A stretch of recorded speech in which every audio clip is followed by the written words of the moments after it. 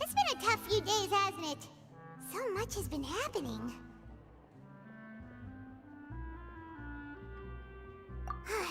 Paimon didn't think the meetings would go on for so long, but everyone seemed pretty fired up, huh? Paimon thought they'd be at least a little frightened. Well, Fremine was, now that Paimon thinks about it, but everyone else just looked a little surprised. Well... It's hard to say. Paimon doesn't have any experience with this sort of thing. But with you around, Paimon sure will do great. After all, you're the most reliable person in the world, aren't you? Did you just pour some tea? Paimon didn't notice you doing that at all. Then what's that? Paimon's never seen that cup before. Don't be frightened. I'm just joining you two for tea. I merely refrained from saying anything till now. Who's that voice? But there's no one here. Ah, have you forgotten me already? Wait, you are familiar. You're the voice we heard from the sky in Sumeru. The voice from the sky, I fear that description is wrong. Though, not completely wrong. You're feeling lost now, just as you were feeling previously. I sensed that confusion and thus came to you. Guiding people is an irresistible hobby of mine, after all. Consider me a passerby, just accepting a commission from my friend's disciple on a whim.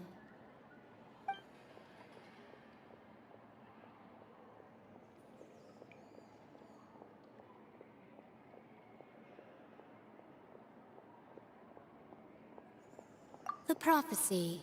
Yes, what has been prophesied will be fulfilled. You may view such things as the history of the future. What? Then is there any way we can stop it? I believe you have witnessed a failed attempt with your own eyes. Can everything in Teyvat so easily be changed?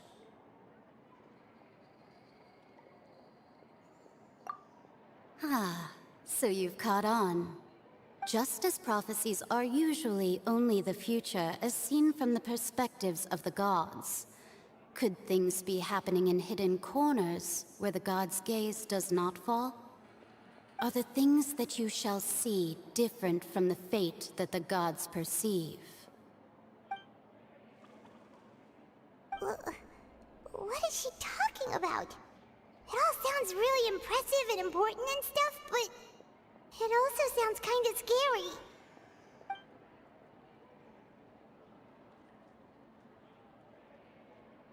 I believe that you understand, right? Some things are insignificant, but others you must reach out to change. Ultimately, fate shall serve as your only guide, no matter what will happen in Teyvat's future. All you need to do is to play your part. This was good tea, by the way. Thank you for your hospitality. Well, that'll be all for today. The voice. It's gone.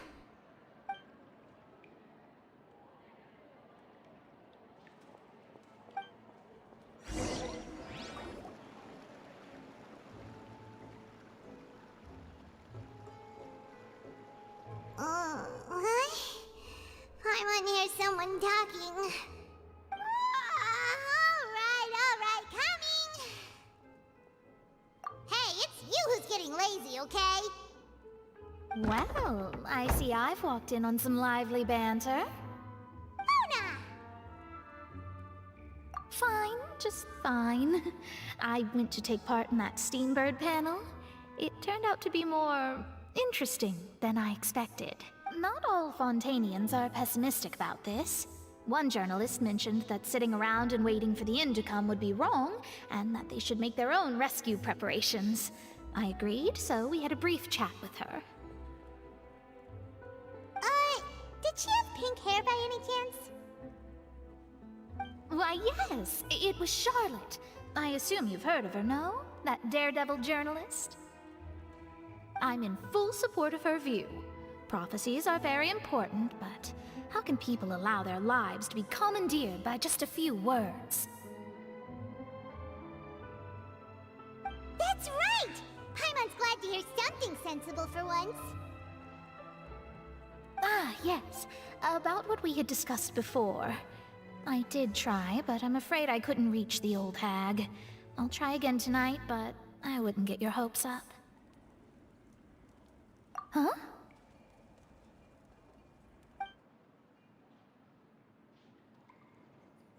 Goodness gracious. Are you serious? She said that even the god's gaze has blind spots. Pretty bold if you ask Paimon. Most people would believe the gods to be all-knowing, right? The Hexen Circle members are certainly anything but ordinary. As for the mage named N, the old hag has mentioned her a few times. She said that N's sense of direction is incredible, and that she loves guiding those who are lost. But I've never met her, and if she were still alive, she'd be... well, suffice it to say that the hag's at least a few hundred now, and N's been around for longer than that. Whoa, the Hexen Circle sounds like a scary group. But they must really stay in shape to live so long. Their abilities alone are pretty terrifying. If she came to see you personally, then the problem you're facing must truly be of great importance. Well, it's not like Paimon could understand anything she said. Yes, she was quite cryptic, but I suspect she means that there is still a way to turn things around. She didn't say when or what that would be, though, so...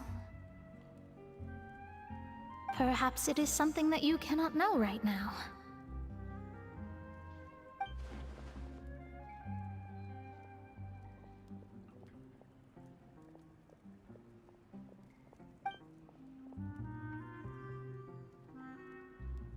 Traveler, Paimon, are you two all right? Oh, we're fine. We're just a little down right now. It kind of feels like the end is coming, you know?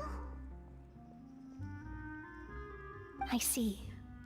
I feel that same sense of desperation, too. I guess you could consider me someone who has often witnessed fate. So far as I have seen, it cannot be swayed.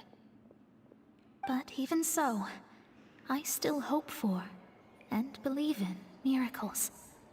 Astrology is eternal and rational, but fate may not be. It is cruel, but it can also be beautiful. Perhaps that's what En was trying to tell you. Not to lose heart, and to believe that what you are seeing playing out before you is not yet set in stone. I did originally think of steering clear of all this, but I couldn't. Even if this is all futile, I still wish to help everyone. If we don't struggle to the last, then how can we face the end when it comes? Huh. You do have a point. There I go, talking about astrological principles again. Sorry about that. The moment I start talking about work-related stuff... I need to get going.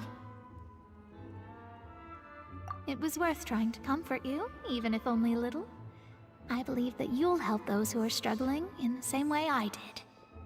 I suppose that might be why we always seem to meet by coincidence. Paimon feels kind of moved by what Mona said, but also kind of sad too. Hey, Traveler, Paimon suddenly feels like going outside for a walk. Let's go. Let's walk around the city, shall we? There's a few spots we always like to walk by.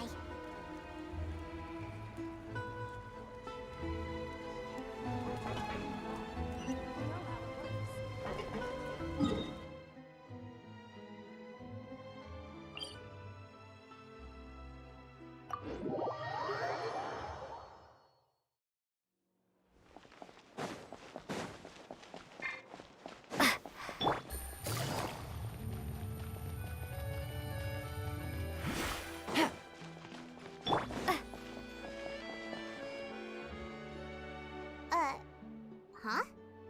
Our names are written in this newspaper. What's going on? Let Paimon see! The underwater stronghold, the Fortress of Meripede, has continued in its noble autonomy, but that does not mean that others cannot interact with it. My recent attempts to enter the fortress bore little fruit. Huh. Guess Charlotte still hasn't given up on that. Thus, did an Outlander friend become the focus of this report, a blonde adventurer with their white fairy legends trailing in their wake. It is said that this mysterious traveler once visited the underwater fortress. So while the fortress's interior remains a mystery behind closed doors, do not fear, for the tales of the traveler contain surprises in spades. Journalist Charlotte's biggest scoop yet, the Traveler's Trail, World Walker. Huh. Charlotte took so many awesome photos of us and we never even noticed her. She hasn't been able to get a hold of anything at the fortress, so since we're easier to find, she's using us as the subject matter instead? Ugh, seriously? Well, fine. Those headlines and photos do look cool, so Paimon will forgive her this time.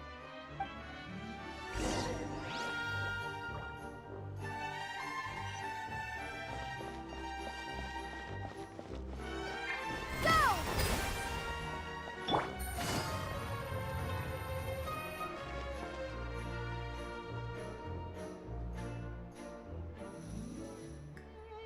We're here! Paimon's hungry. Should we go in and get something to eat?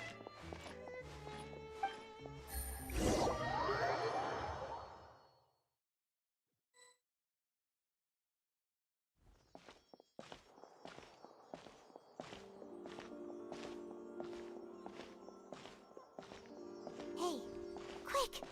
Look! That's the limited edition only 16 slices a day cake! It was so delicious the last time we tried it!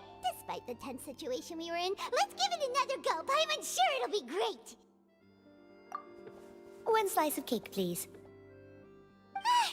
Someone showed up after all! Oh, wait, you're the one from the Palais Mermonia. Oh, are you here to buy cake too? It seems Monsieur Neuvillette was right. You really can eat. Wait, did he really say something like that? That's right. Even he has his own preferences when it comes to food. As for me, I love the cake and coffee here. Do you come here often? Usually every day. Every day? It's part of my daily schedule, apart from work.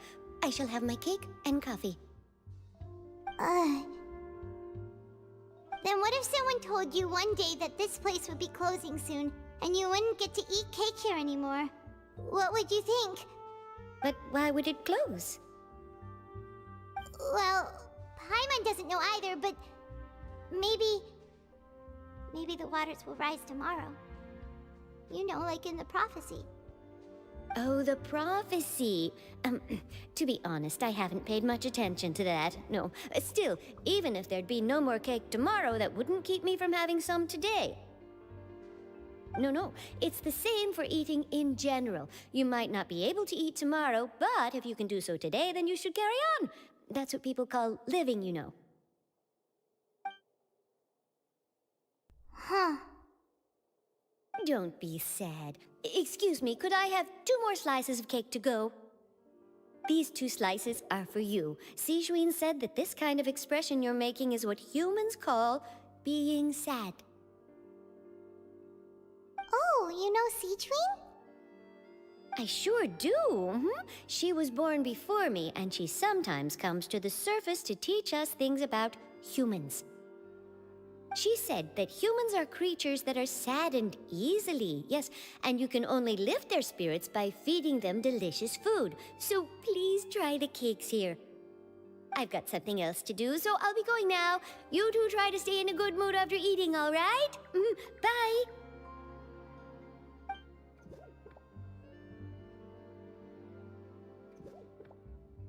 And there she goes! Alright, let's dig in. I'm sure this cake will be delicious. It's more delicious than last time! And the flavor gets even better with a sip of tea. It sure would be nice if we could come again tomorrow. Sure would be nice if we could always eat delicious food here.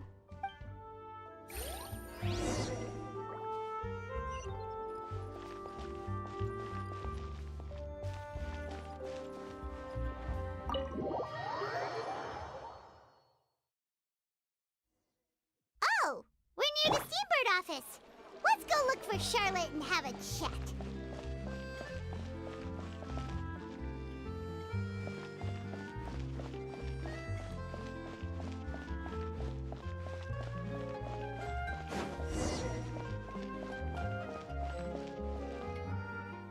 Wow! If it isn't the Traveler and Paimon! Oh, have you seen the article I wrote about you? Ha! You've got some nerve! You just used us to make some quick mora! Oh, you needn't worry about that. I heard that you were in Poisson some time back, so I sent you a letter to discuss just that. It appears you didn't receive it, though. It's all right, though. I've set aside the amount intended for you. I've even set the table with some food. Really? Oh, you're the best! You're almost a little too easy to win over, Paimon. If I were a journalist with ulterior motives, you'd be in trouble now, you know.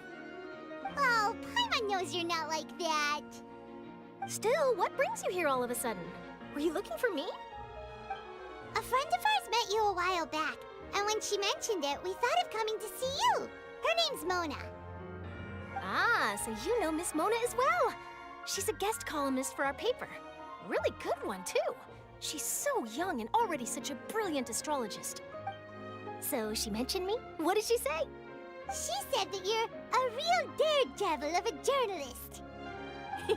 Nice. In which case, can this daredevil journalist dare to request an exclusive interview with the legendary Traveler and Paimon? Huh? So your article in the paper today doesn't count? Oh, of course it doesn't. That was more like live photography. What I'd like to do is dive deeper and ask you to talk about the things you've seen and experienced. Yeah, are we even qualified enough? Why not? If I say you're worth an interview, then you're worth it. But not right now, of course. I'll need a few days to prepare.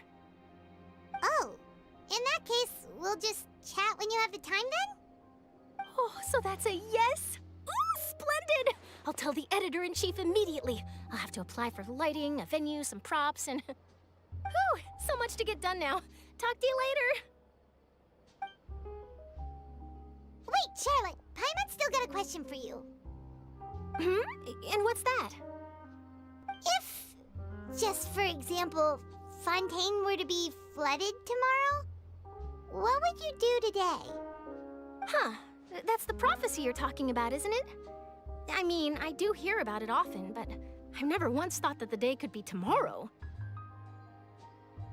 If you're seriously asking, then I might try and think of a way to leave Fontaine.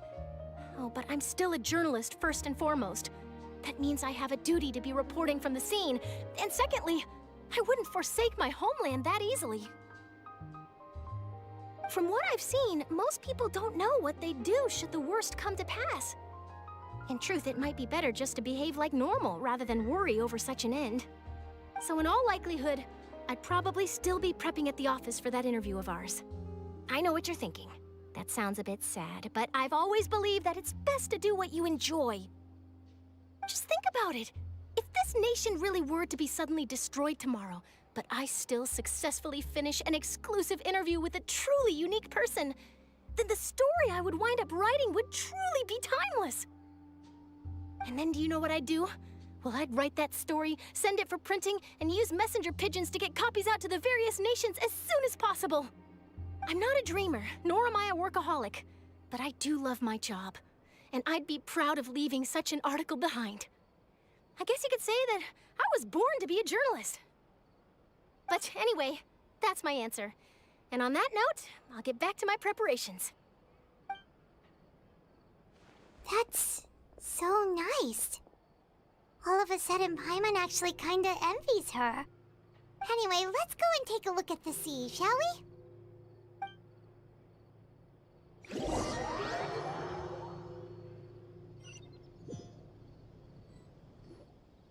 sea breeze and scenery can be a pretty soothing combo, huh? Paimon's been thinking. If it wasn't Fontaine, but all of Tevat that would be destroyed tomorrow, where would we go and what would we do? No, Paimon should ask, if you could choose, what would you like to do?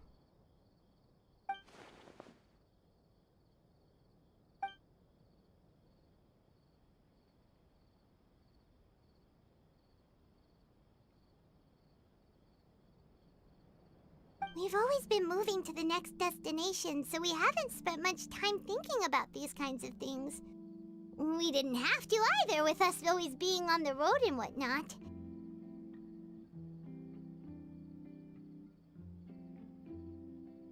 You mean, still traveling?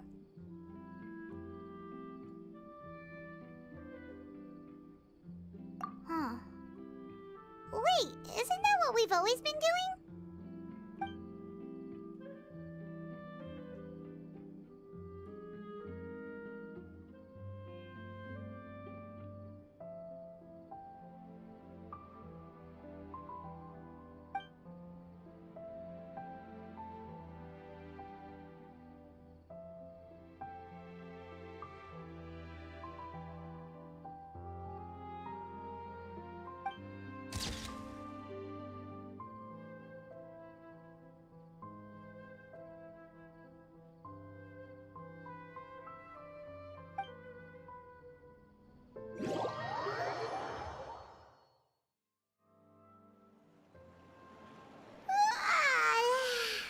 Feels like you'll grow mold if you stay here long enough.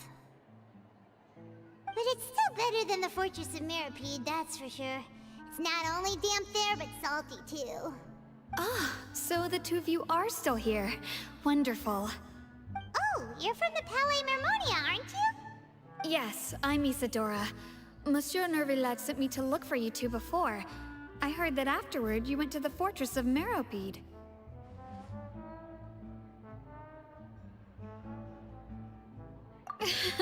Not at all. I'm well aware that you're friends of his. Actually, I'm here to pass along a message from him. Yes, inside the Opera House. The Maréchaussée Phantom has declared the incident a small-scale riot. A riot? Well, that said, I don't personally think it was that serious. Lady Farina was watching a performance at the Opera House, and while she was resting during an intermission, some other audience members suddenly started harassing her, loudly accusing her of doing nothing about the prophecy crisis. And before she could respond, others started to join in. The crowd continued to grow, and protests against the Hydro Archon started to break out. So people have started to put the blame on Farina. Guess they finally found an outlet for the pressure they've been under due to the prophecy. I agree. People will naturally rely on gods, as is customary. But the moment people feel threatened, gods are also the first to be blamed. So what happened after that? Is Farina okay?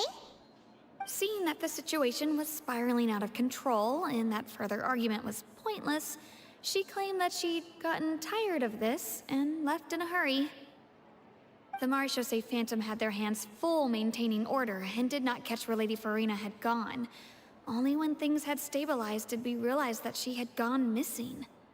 So, you mean she's still missing? That's right. The Maréchaussée has dispatched many people to search for her, but we don't have any leads yet. That said, I don't think there's much to worry about. She is a god after all. Even if she were to fall into the hands of rioters, what could ordinary people do to her? Good. Monsieur Nervillet sent me to tell you about the situation, but he didn't say anything else. Don't worry, this is more than enough to go on. Thanks for keeping us informed. Ah, is that so? Well, all right then. In that case, you two take care. I'll be heading back to the Palais now.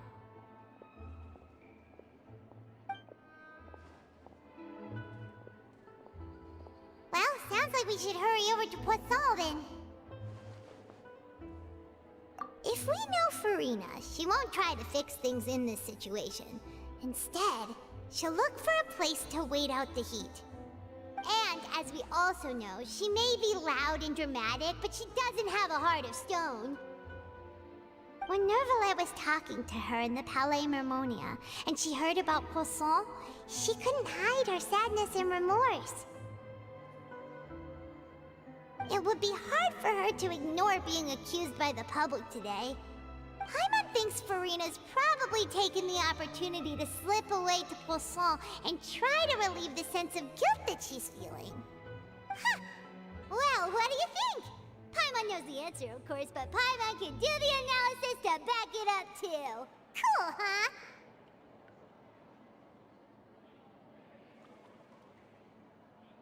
In that case, there's not a moment to lose. Poisson, here we come!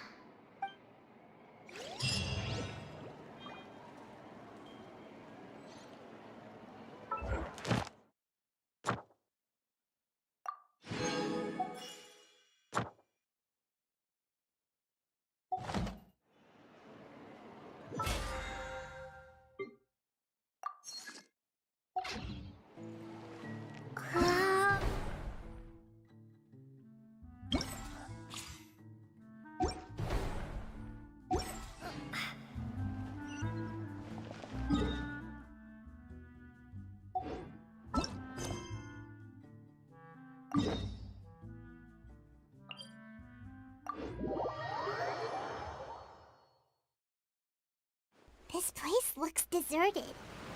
Guess all the survivors must have evacuated already. All that's left here are signs of devastation. Could Farina really be here? Let's try to find her as soon as possible.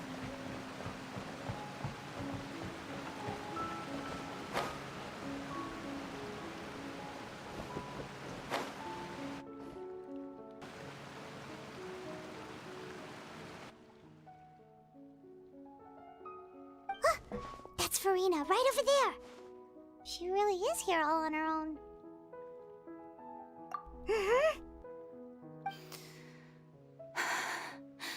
Should I just give up? This is all meaningless. What was meant to happen did happen after all. Everyone's dead. I'm sorry. I'm so sorry. Give up, Farina. There's no point in holding out. I'm sorry. But what can I even do other than to repeat meaningless apologies over and over? Who's that? Don't worry, Farina, it's just us. So it is you, blonde traveler from another land. Why, I almost thought you were someone from that mob of my ignorant subjects, come to kneel and beg for my forgiveness.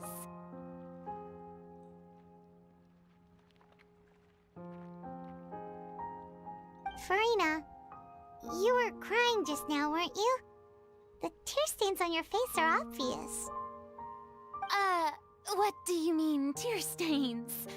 Oh, I remember. The show at the Opera House earlier this morning was so moving.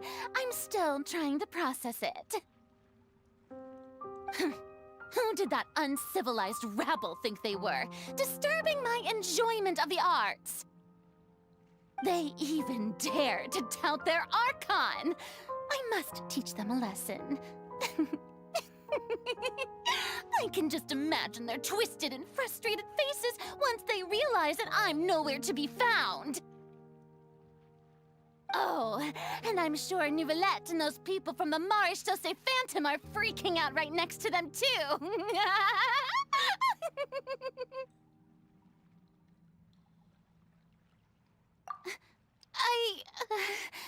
Of course not! Hey, there she is! The Hydro Archon's over there! Quick, after her!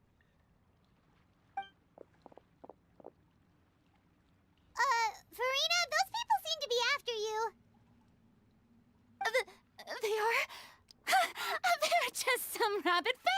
want to cut the line because they haven't been able to meet me in person, aren't they?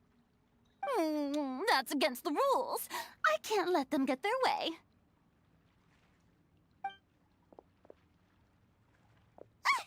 Farina just ran off! Quick, we have to catch up with her!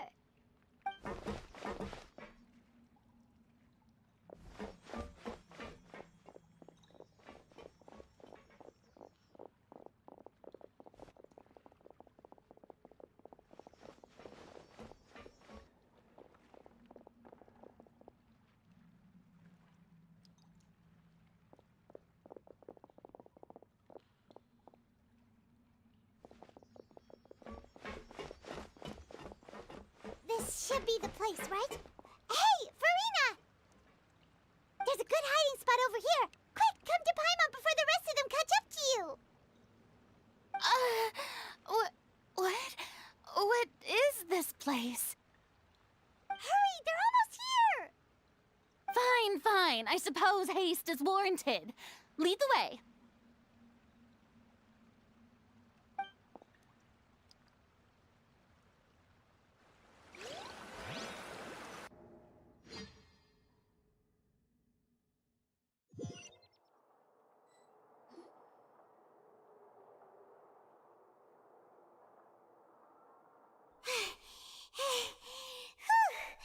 Paimon's exhausted.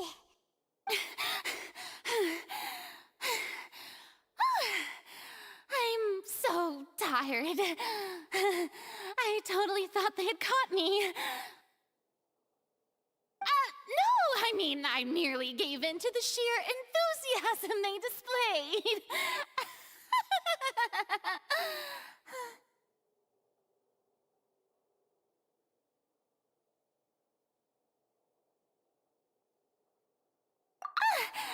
You're right. Yep, that's a good girl.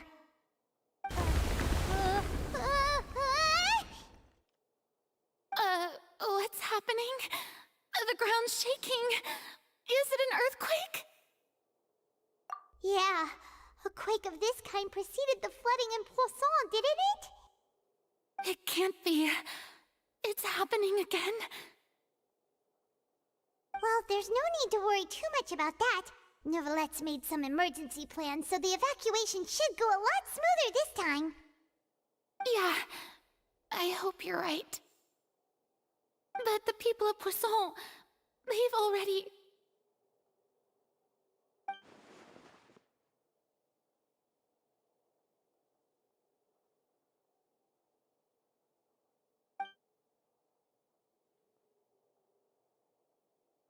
It's true. I've been investigating the prophecy for hundreds of years. I once had informants all over Tevat, searching for clues and feeding information back to me. I've tried all kinds of ways, too, to hold back the sea. Anything to keep the coastline from advancing. But all my efforts proved to be futile in the end. Really, the truth has been clear to me for a very long time. We cannot make an enemy of the divine. No matter what we do, the will of the heavenly principles will have its way, and the prophecy shall be fulfilled.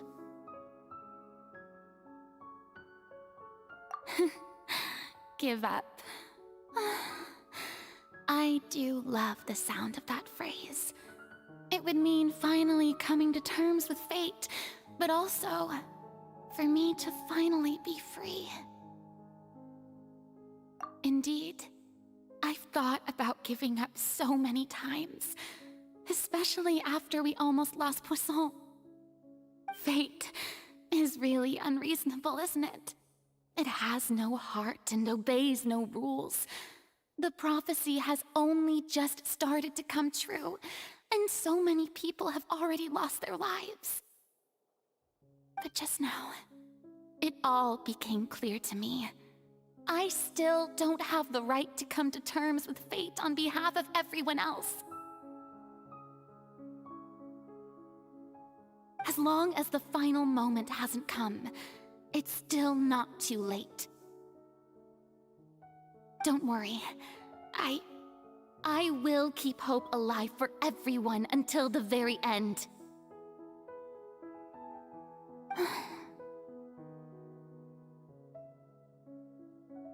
Well, that's enough for now.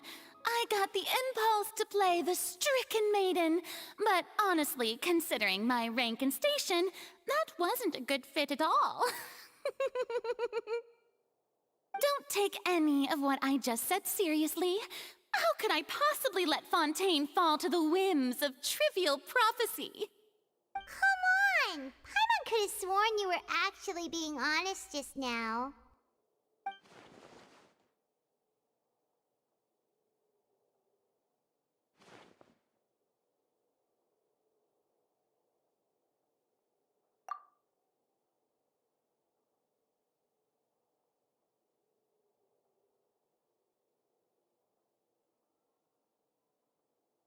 Share my burden.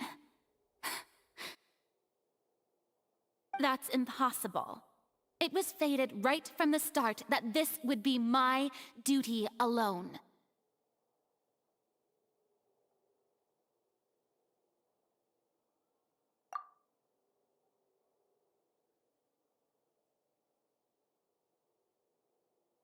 A witness.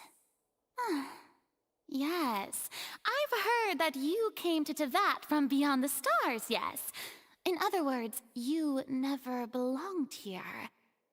And if Tevat is, in its entirety, a show on a stage, then you're just a spectator, aren't you? If that's the case...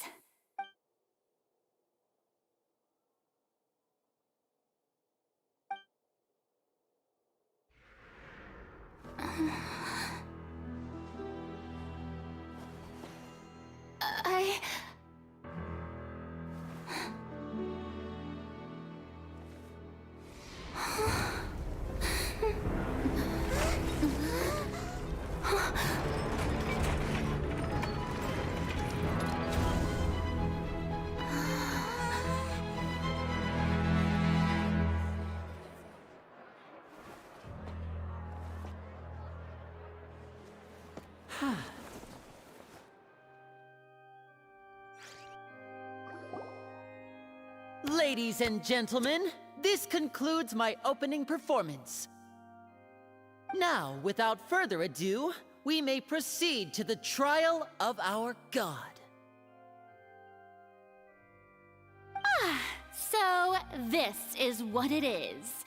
Yes, you deserve praise for the effort you took to raise the dramatic stakes. Do not forget, however, that I am Focalor, the god of justice, the embodiment of justice itself. Does it not strike you as even the least bit absurd to bring the very concept of justice to trial? May I interpret these words as your refusal to stand trial? In that case, you will have the opportunity to defend your honor through a duel. You would draw your blade against a god?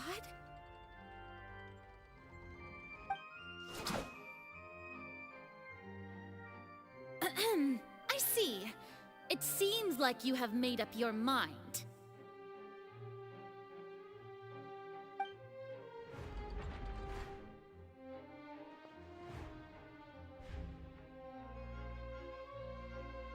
Paimon can't believe it. She just surrendered. What the heck is going on? Did I just see an Archon surrender to a human? Wow, how utterly humiliating. Lady Farina, what is the meaning of this? Shh. It would seem that there has been a misunderstanding. To be clear, the raising of both hands is not always an indication of surrender. Looking for excuses again, huh? I raised my hands just now to indicate my acceptance of the trial. No duel shall be necessary. I will admit, that I've been running away for a long time. I'm sorry, everyone. I was unable to protect the people of Poisson. It is my duty to stand trial for my crimes. You are not the only ones to be disappointed in me. I, too, am exceedingly disappointed in myself. But now, it is time for the Hydro Archon to show you her courage and resolve. I, Farina, will use this trial to show the world the true meaning of justice! This time, I will protect you. Applaud and rejoice! One of the most outrageous and fantastical arcs known to the opera epiclese is now unfolding before your eyes. Mark my words, this shall be one of the most exhilarating and brilliant shows ever to grace the stage of Fontaine! The trial of the Hydro Archon, Focalor, will now begin! Woohoo! Oh, now we're making history! Why does it feel like Farina just took over the whole thing? Like, come on! Didn't she just get forced to stand trial for her crimes? Also, even though she's still acting super dramatic, she is taking this seriously this time, right? All right, then. Who will be my opponent in this trial? The court asks the prosecutor to please take the stand. Is that so? Very well. Then please speak, witness of Tivat, my accuser and fated opponent.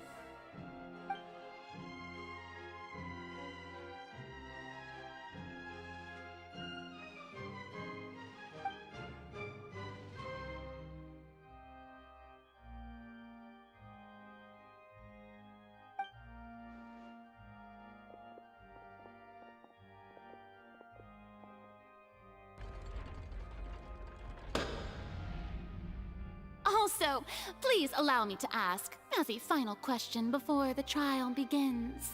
Just how much work did you do to force me onto this stage? Well, we did do a lot of prep after the meeting that day. I can go over the tasks assigned to the Spina di Rosula, since they were rather straightforward and easy. Navia, the president of the Spina di Rosula. Most of the people who participated in the disturbance this morning were my subordinates.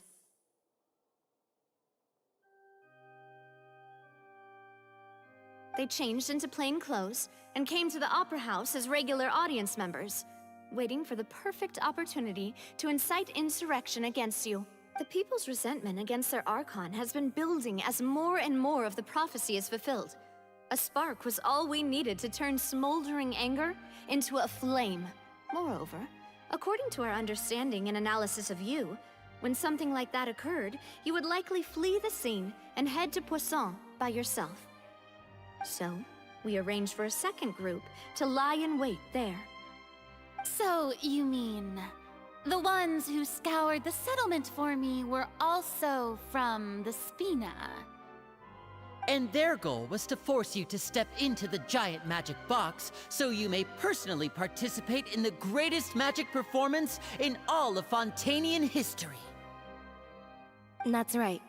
That house was a magic box, rather than someone's residence. As the super ultimate version of the setup that I used when I first performed at the Opera Epiclese, the volume of the box was increased by a whole order of magnitude, and the distance it traversed was the entire gap between Poisson and Aranias. Its cargo, of course, was an Archon instead of a human. My thanks, Farina. Without your help, we could never have pulled off such an extraordinary performance. You're welcome? Of course, this performance was only made possible with Father's support. The House of the Hearth spent a massive amount of labor in Mora to pull this off. We had to select a location, construct a giant magic box, dig a tunnel, and open up a path through the water. It was a lot of work for all of us. So, in other words, the earthquake that we felt within the giant magic box was just a normal tremor from the transportation of the whole house? That's right. It wasn't a sign of another disaster to come. Then, I can guess Nervilette and Cloran's parts. You gathered a crowd, prepared a stage, and made sure that the champion duelist would be immediately ready for a fight. Also that as soon as I appeared on the stage, the trial may commence without a hitch. Am I right? Yes, that is correct. Well, Clorand, I must commend you for your courage. Only the most outstanding champion duelist in all of Fontaine would accept a duel with an Archon without flinching. Thank you. As for you, Traveler, I suppose your role was to keep me distracted with conversation once you found me in Poisson. You'd make sure that I didn't notice anything amiss before revealing yourself as my prosecutor once we'd arrived onto the stage. Oh?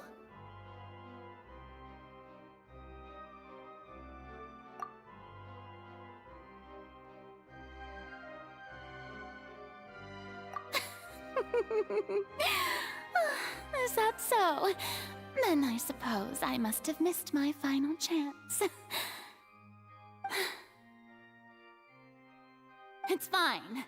It matters not. What's done is done. The stage is already set, so there's no reason to disappoint the audience. Let's see this trial through to the very end.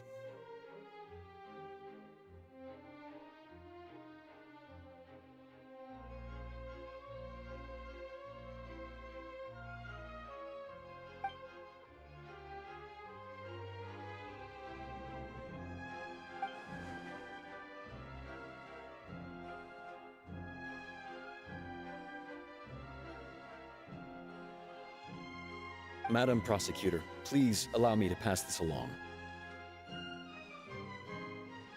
This is a document that Miss Charlotte applied for and received permission to share with you during the trial. According to her, it should speed up the proceedings. Huh? Charlotte wanted to give us something? Oh, so she's here too! Hey, Charlotte! Oh, let Paimon see. Isn't this the exclusive interview that she did with us before? So she's already finished it, huh? Wait, then that means this document is a perfect timeline of everything that's happened ever since we stepped foot in Fontaine!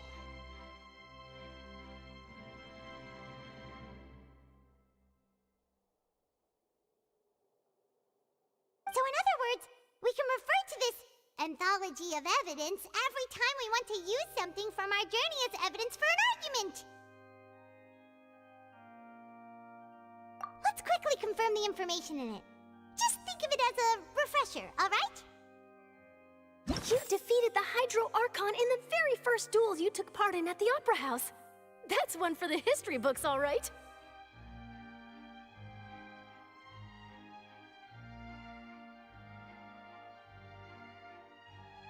A Fatui Harbinger. She's an extraordinary person. Her instinct must... I didn't think that you'd wind up getting to the bottom of the case I'd been following all. This is the first time Monsieur Nervilette had a difference of opinion with the Oratrice.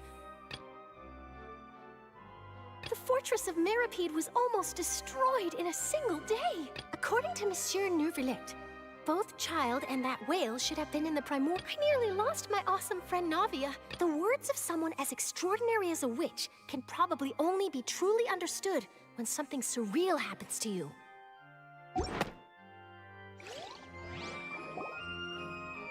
The prosecution and the defense are both in position. The trial shall now begin. Oh, come on, Nervilette. There's There's no need to repeat all the unimportant legalese.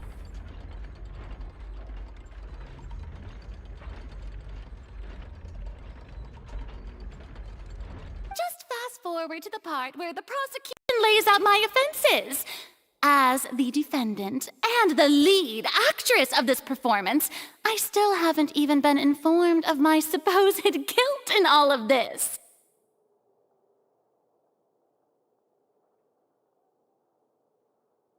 Of course, it is only natural for humans to struggle to understand the actions of a god. However, you will need more than that to convict me of a crime.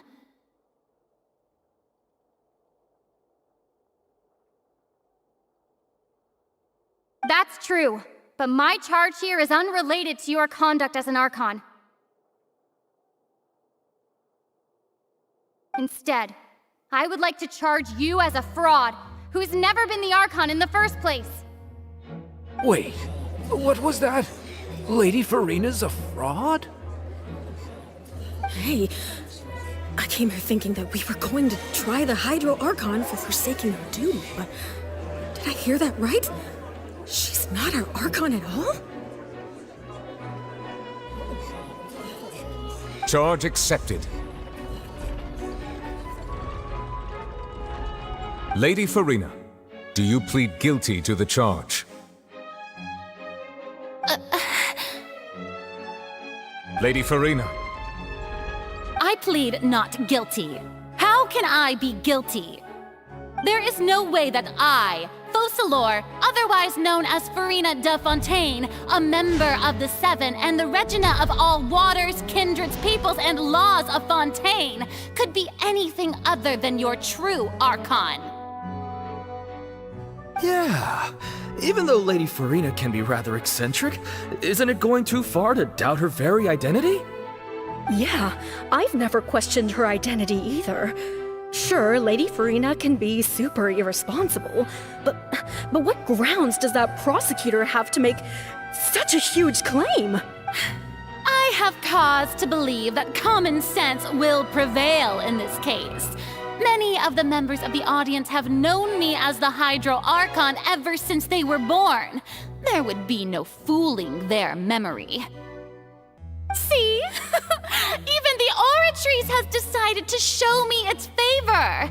Are you sure you want to commit to a charge that will never be upheld?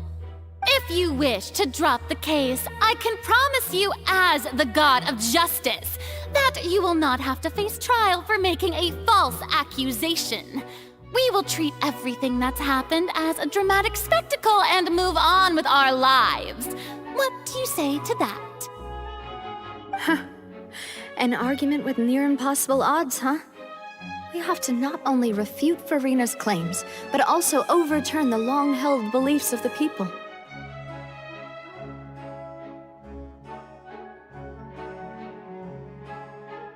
Well, I tried to give you the chance to surrender. If you must persist, then let me ask. If you believe I'm not the Archon, then what manner of being do you think I am? And if I was not the Archon, then how did I manage to live for over 500 years?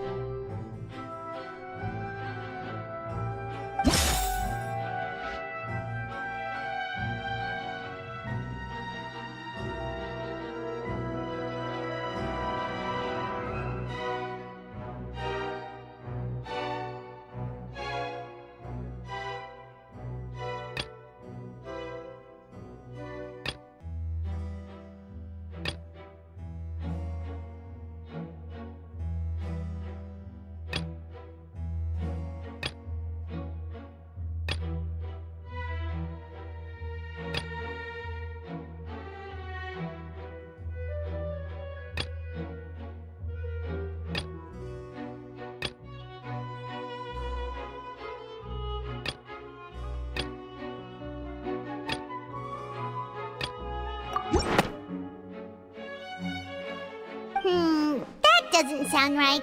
Paimon doesn't think this clue can be used as compelling evidence.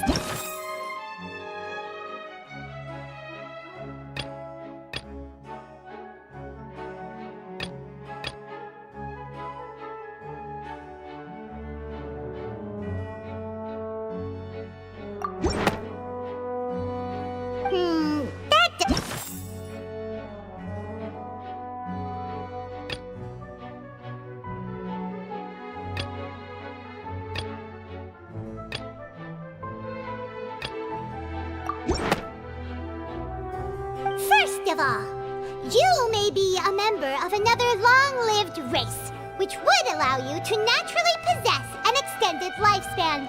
And second of all, even if that wasn't the case, there could be other ways to extend your life. Who gave you that idea? Was it the knave? You'd sink so low as to use a harbinger's words against me. A curse? I once thought it possible that the aura of an Archon might naturally resemble a type of curse. But in light of this claim, perhaps what I sensed was not your divinity, but a curse after all. You sensed it too, huh, Neverlet? Lady Farina is actually a human? Well, it is true that it's extremely difficult to tell humans and gods apart just by looking at them. It's not impossible.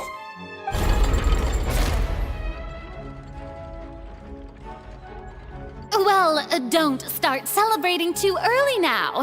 Even if I have been carrying a curse like you said, how does that prove that I am merely a human being? Besides, everyone knows that the main difference between a human and a god is the possession of authority. Gods can do what humans cannot. That's why they're worshipped as gods. For centuries, manifestations of my authority have served the nation of Fontaine. One need only to turn their eyes towards the Oratrice Mécanique d'Analyse Cardinal in this very opera house, or consider the endemnitium that is used in every aspect of life.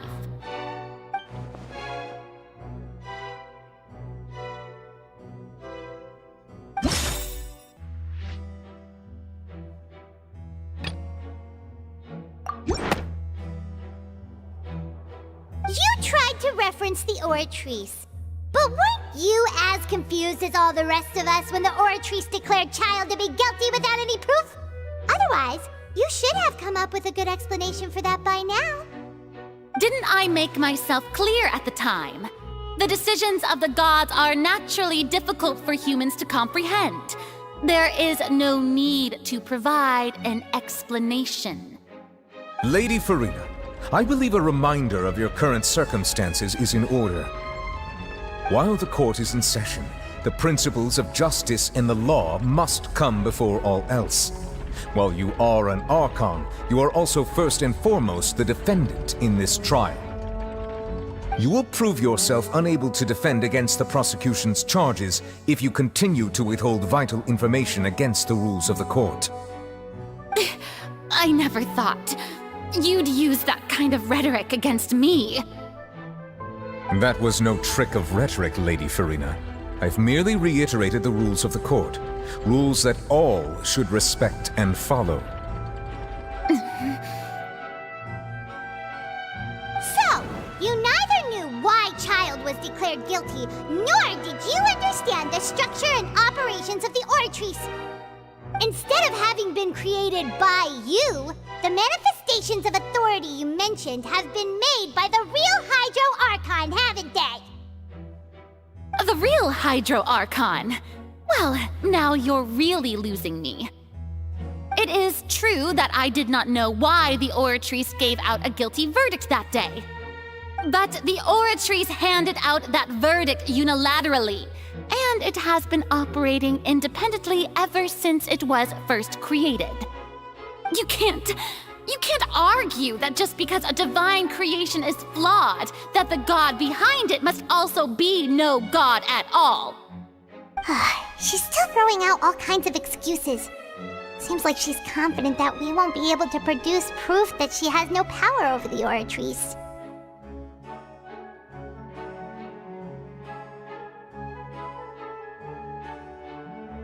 My power as an Archon. There are many ordinary citizens in the audience.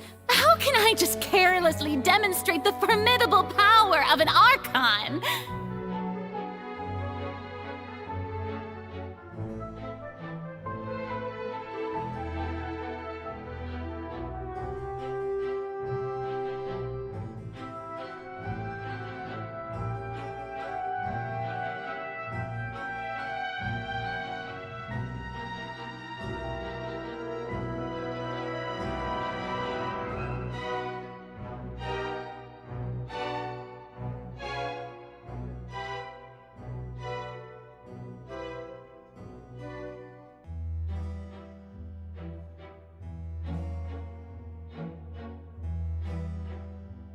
If that poses a concern, I'm prepared to extend my protection to the audience.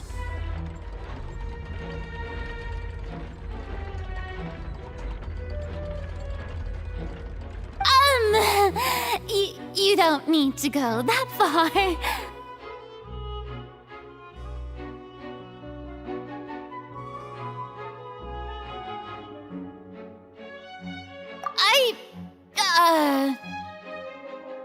Aren't you the Hydro Archon?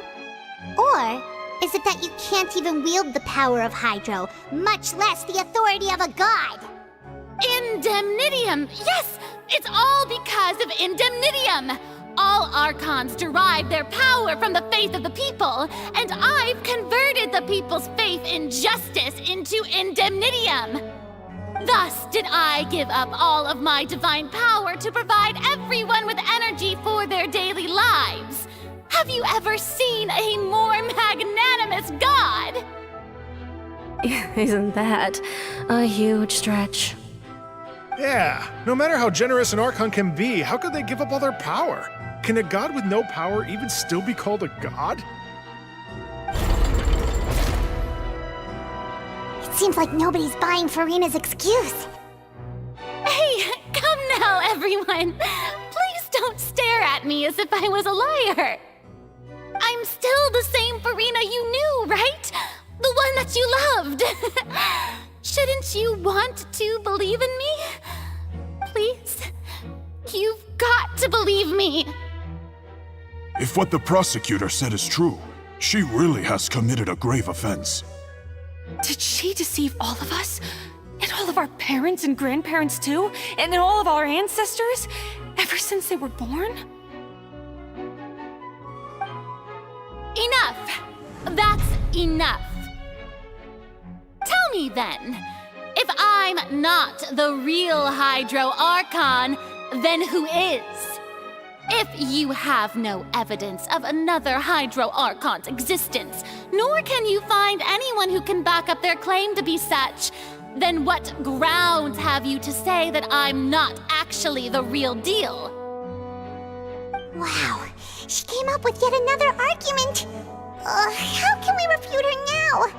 Seems like she really doesn't want to give up.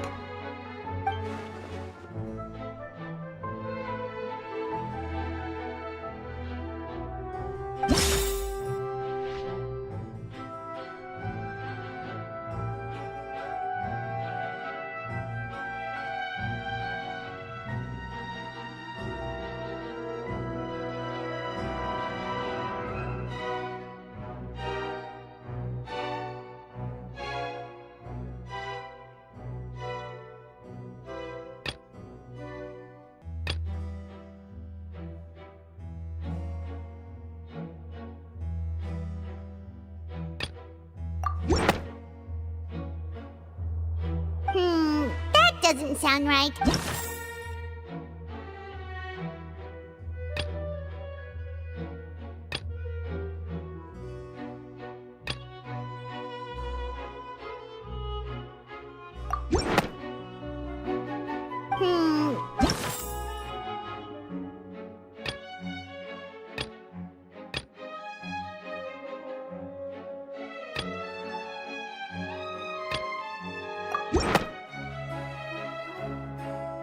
It has been established that all Fontainians can dissolve in water from the primordial sea.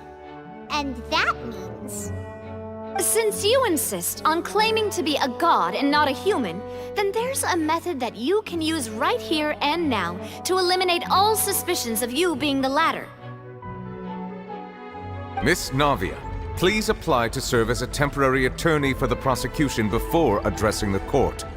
Though you act in partnership with the prosecutor, you must still adhere to proper procedure. Super sorry, Monsieur Chief Justice. I swear this really will be the last time that I'll speak out of turn. Now, I've brought some seawater from Poisson. As everyone knows, a massive flood struck the area not long ago, taking many lives, including those of some of my closest friends. So, Miss Furina, would you dare to touch some of this seawater? If we are to believe that you are indeed the real Hydro Archon, touching the seawater would have no effect on you. All it should do is strengthen your case. But if you don't dare to touch it, then we would have basically proved the reverse. Oh, and I must remind you that after the disaster at Poisson, nobody wants to see any more people dissolve. I do hope you'll act prudently and choose the simpler path of admitting guilt. Navia from the Spina di Rasula. The Spina has governed Poisson for many years. I guess her suggestion is valid. If Lady Farina is indeed just a human, she's probably Fontainian like all the rest of us. Would she really dare to try?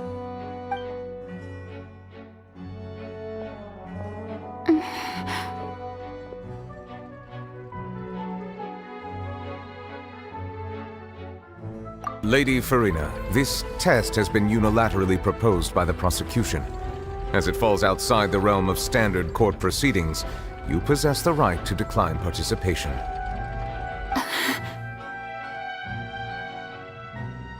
Well, of course he had to tell her that. But refusing to participate is basically the same as a confession of guilt.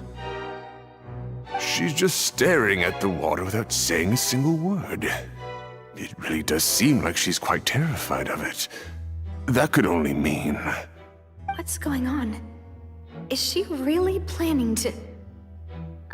that's not what we thought she would...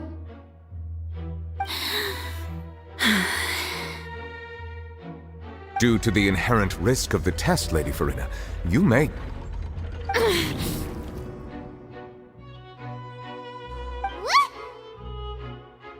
Hey!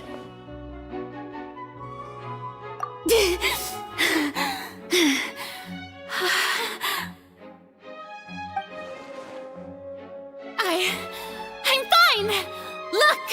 Look at me, everyone! My hand is still here! I haven't been dissolved! Will you believe me now? I really am your Archon! I'm nothing like a normal human who would fall apart as soon as they touch this water! Really? Was this not the most obvious thing in the world? Miss Siegewien? If you're present, Miss Siegewien, please come forward and attend to the defendant. Siegewien? Don't be nervous. It'll just take a few seconds. Let me see. That should be enough. Please announce the results of your evaluation to the court, Miss Siegewien. As everyone doubtlessly saw, Miss Farina was displaying symptoms of hyperventilation and flushed skin. These indicate that she was experiencing the adverse effects of exposure to primordial seawater. The extent to which she was affected is the same as other humans when exposed to primordial seawater of a similar concentration. Thank you, Miss Siegewien. Lady Farina, you may return to the defendant's stand. Oh, wait. What did she just say? I didn't get dissolved! Shouldn't that be enough to prove my innocence? Well, considering your tendency to run from your problems, we did originally prepare a direct sample of the seawater around Poisson. However, after extensive discussion, we exchanged it for a sample that is not concentrated enough to dissolve an actual human. After all, on the off chance that something entirely unexpected might occur, we don't want anyone else to lose their life to the sea. Yeah, so out of regard for Farina's life, you secured a low-concentration sample and asked the head nurse to serve as an expert witness. It's a great thing that the direct sample wasn't actually used. Farina could have... I can't believe... You...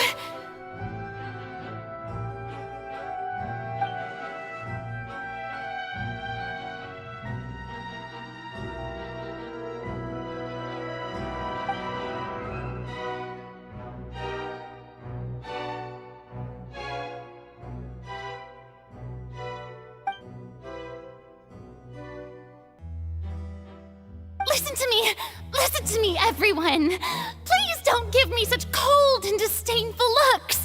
What happened just now didn't prove a single thing! Think about it! How can you conclusively prove that an Archon can't also be affected by the primordial seawater? Also, if I was really just a human, why would I dare to just put my hand in that kind of water?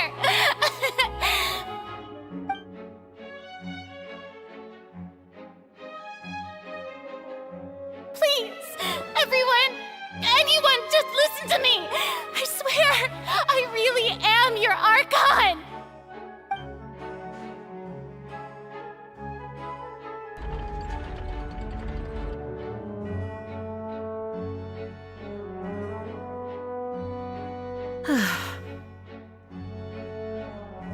I don't think anything she says at this point will sway anyone. The odds are just too stacked against her now. With all the things that have been said, Paimon doesn't think there's any way left for Farina to win. I believe the time for arguments and presentation of evidence has come to an end. If there are no objections, we will move on to the final judgment.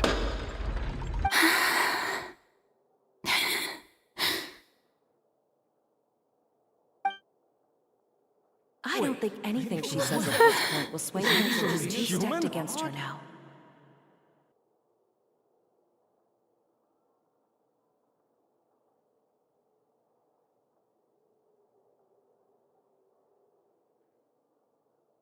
In my capacity as Chief Justice, I shall now render judgment on Farina's misrepresentation of herself as the Archon of Fontaine. As a human who knowingly deceived her fellow citizens, Farina is guilty.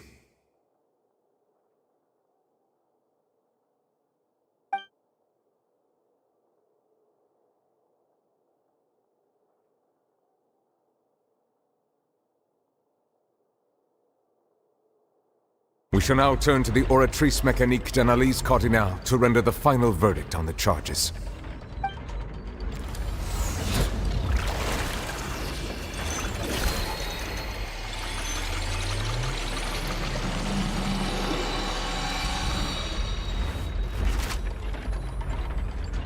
According to the judgment of the Oratrice Mécanique d'Analyse Cardinale, Farina is...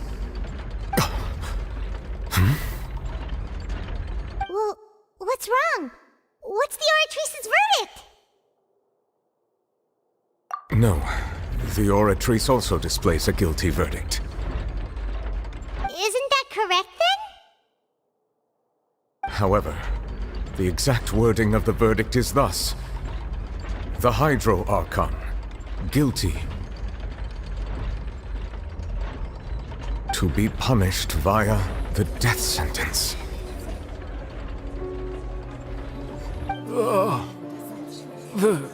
The death sentence? That's actually one of the available sentences? I've always thought that it was just a myth. The one and only time the death sentence has been handed out at the court, and it's been given to the very person we've worshipped as the god of justice? What an unexpected twist. Farina's been sentenced to death by the Oratrice? We just wanted to use the trial to show her the seriousness of things so she'd tell us the truth. How did things escalate this quickly? This outcome is indeed quite strange. According to Fontaine's current definitions of justice, as well as its recommendations for criminal sentences, is this sentence really appropriate for the crimes that have been committed? Yeah! Even Fauché wasn't sentenced to death by the Oratrice. You know, the real evil mastermind behind the serial disappearances case.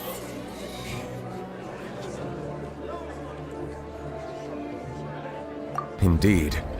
Not only is Farina's sentence overly excessive, the very point of our trial today was also to prove that Farina has never been the Hydro Archon in the first place. But now, the Oratrice seems to have deliberately invoked the title of the Hydro Archon. What does this mean?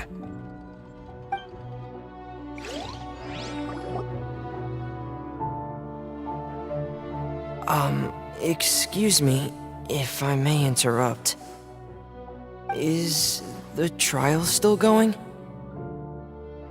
Fremine! You finally made it. I assume this means you've completed your mission?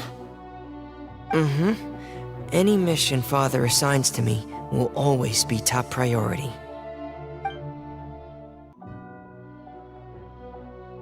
Is that the first prophecy slate?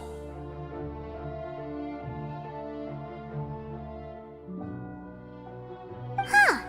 So the knave privately arranged for Fremine to try and find the missing slate. I looked everywhere and finally found it at the bottom of the sea. It took me a long time to get around some dangerous stretches of water. But has the trial already concluded? Then, doesn't that mean I've come too late? Oh no. Father will be disappointed in me.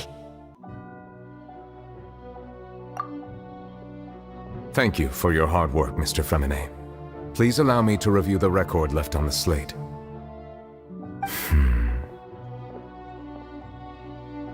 Traveler, I believe that you have already seen the other existing slates, and would like you to come here and confirm their contents. Huh? So what do you see? What is it?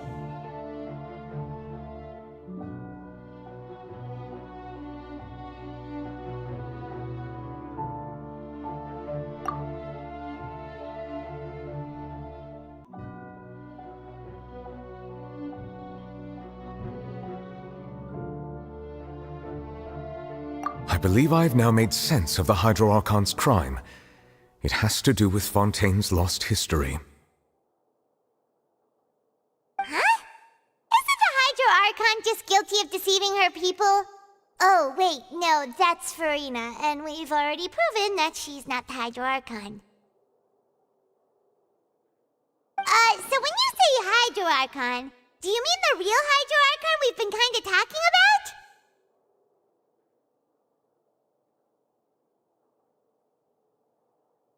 In truth, everything that you've encountered in Fontaine up until this point can be traced back to the contents of these stone slates. However, I'm uncertain as to how much sense they currently make to you. Okay, let's try to recall the contents of the other 3 stone slates. Paimon will do her best to help you remember.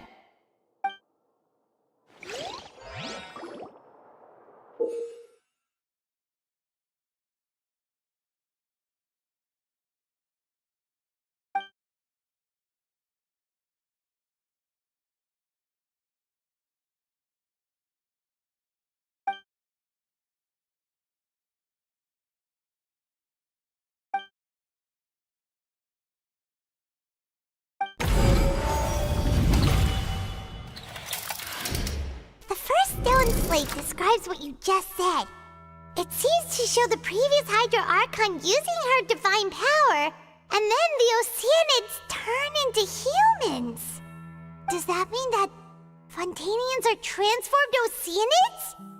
Oh, Paimon wasn't expecting that.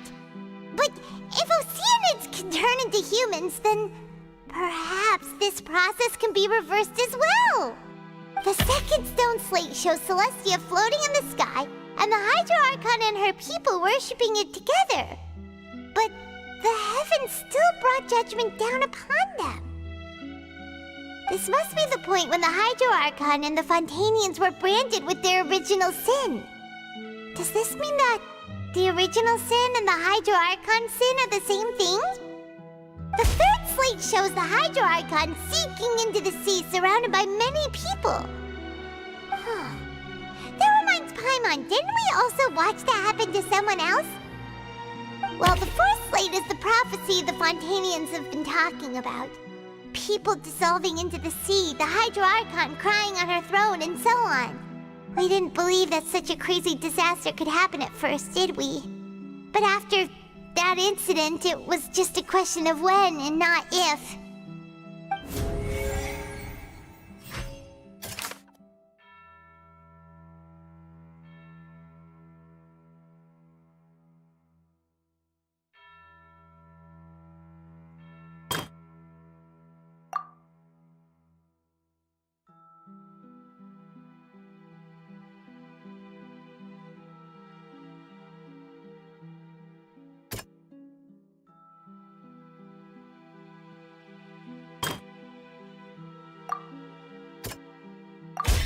We know from the case of the serial disappearances of young women that Fontainians can be dissolved in primordial seawater. And the first stone slate tells us that long ago, the Hydro Archon used her power to turn Oceanids into humans. This might be the reason that Fontainians can dissolve.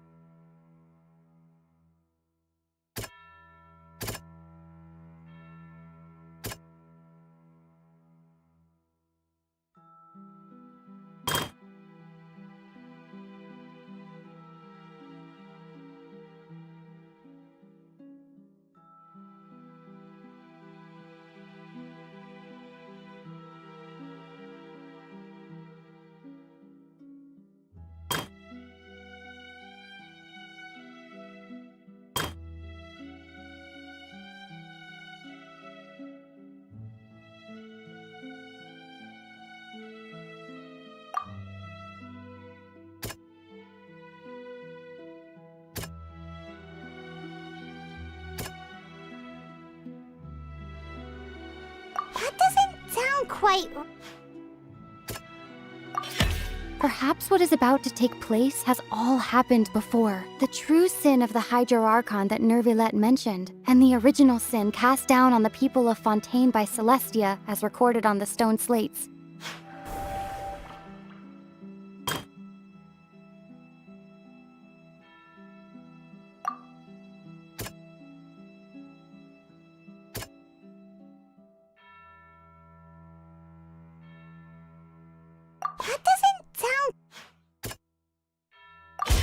It's not as simple as falling into the sea. When Navia fell into the sea, her consciousness was subjected to judgment. The stone slates show the people gathered around the Hydro Archon in the sea.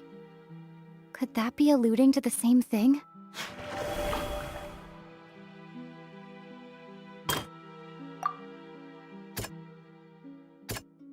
That doesn't sound...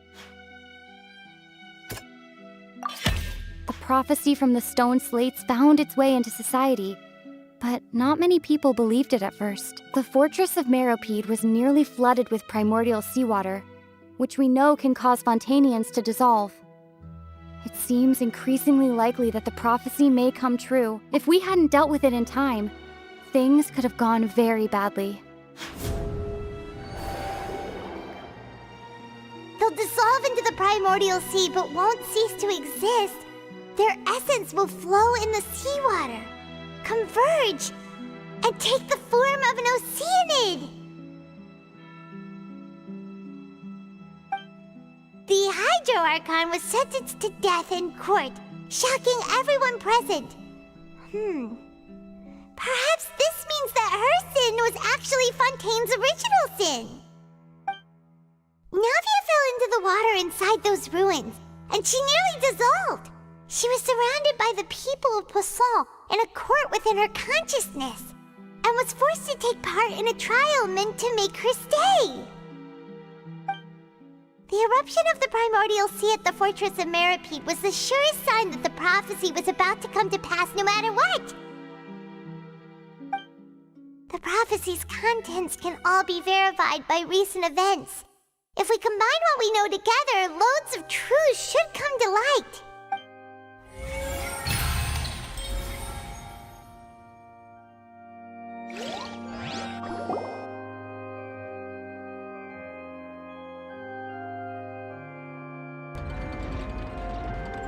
Huh? Oh, Paimon gets it now! So that's how you can make sense of it. But then it feels like we're going to have to share some truly shocking revelations. Let's hear them.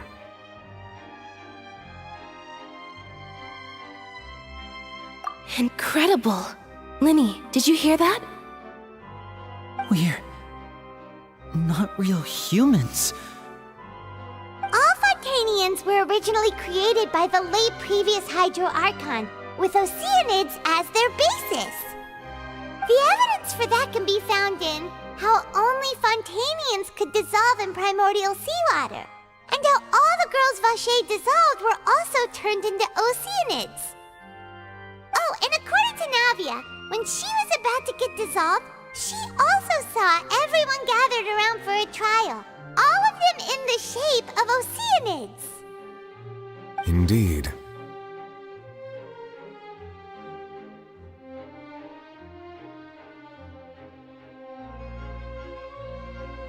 Yeah, and it follows from the content of the first slate that she probably angered Celestia by creating humans without prior permission.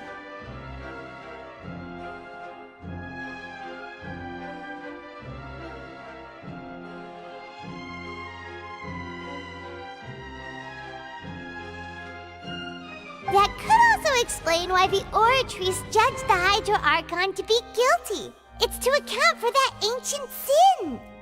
The Hydro Archon's true sin was creating us? And yet, after many hundreds of years, the Hydro Archon's creations have turned around to try to judge the Archon within the Opera Epiclese. The twists of history are often the most unexpected of all. Yeah, isn't the image here just like when Navia fell into the sea?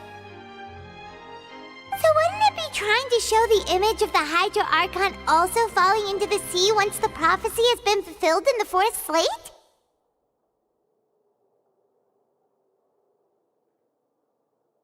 In the end, the people will all be dissolved into the waters, and only the Hydro Archon will remain weeping on her throne.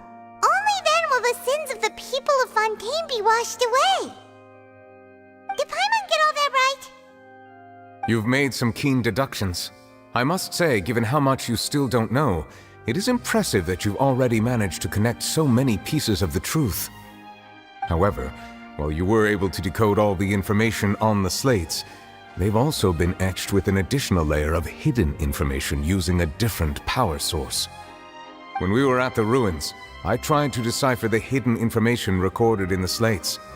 But since we only had 3 slates at the time, I was unable to come to a full conclusion. Now that the slate collection is complete, I shall make another attempt to decipher the narrative recorded within. If everything goes well, we should finally be informed of the unadulterated truth.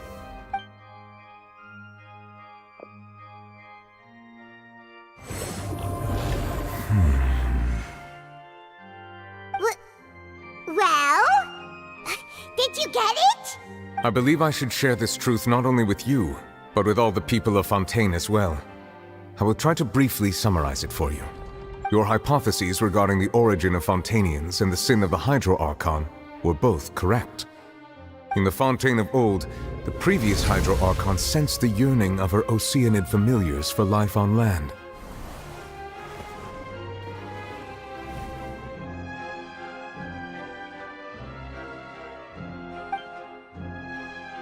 The Oceanids were enamored with the beauty and romanticism of human beings, and wishing to have those experiences for themselves, expressed to the Hydro Archon their desire to become of a similar kind.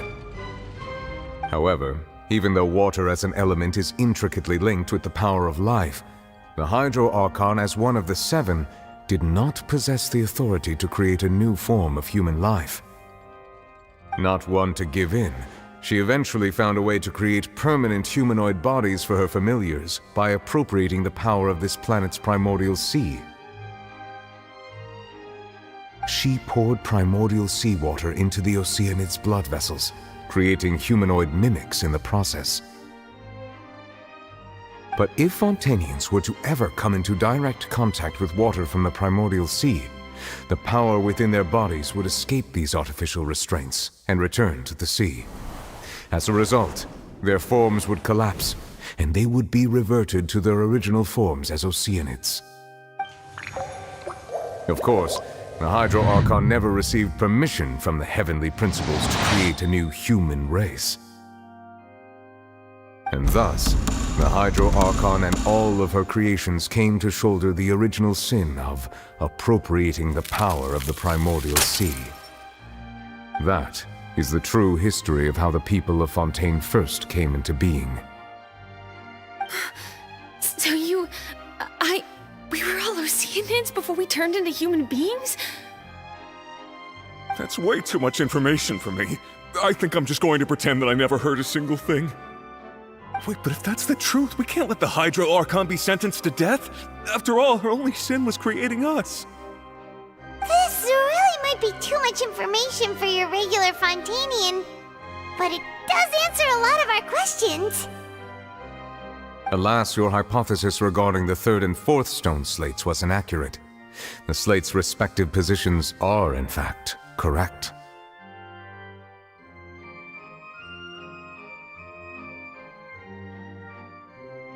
A key point of the visual on the third slate is how all the individuals depicted in the water are humans rather than Oceanids.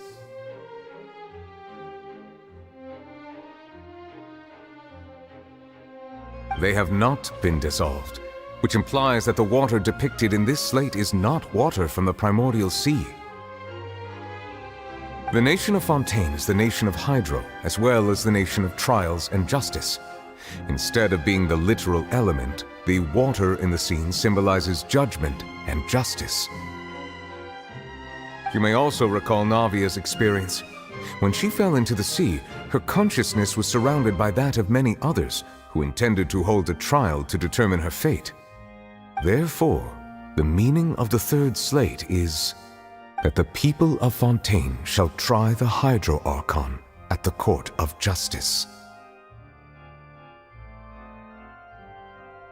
Yes, it refers to our present situation. I think I'm following now. So, what you're saying is, even though we decided to put on this trial to avoid fulfilling the prophecy, in truth, everything we've done has happened exactly as the prophecy foretold. So now, it seems, we're the ones making sure it comes true. What should we do? Huh. No matter what, the prophecy will be fulfilled. Is this what it feels like to be a prisoner of fate? If that's the case, does that mean the scene in the fourth slate will also be fulfilled soon? Traveler, I would like to point out another small fallacy in your deductions. About the fourth slate, you probably thought that the eruption of primordial seawater beneath the fortress of Meripede served as the surest sign that the prophecy was about to come to pass, yes? However, I believe that rather than being a sure sign, that eruption could in fact only be a small warning of something far worse to come. As for the root cause of the catastrophe, I believe you've already encountered it once before.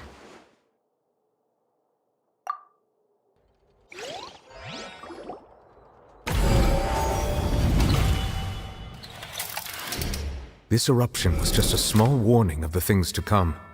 We must find the root cause of the disaster.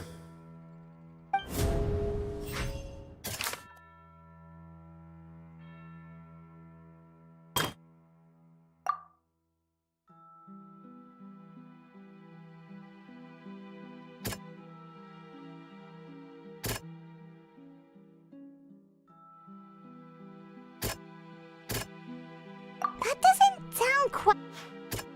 That doesn't sound... It was both dream and reality. If we're talking about a true culprit, that could only be that thing inside the primordial sea, right? The truth, the original sin, the trial, and the root cause of the disaster.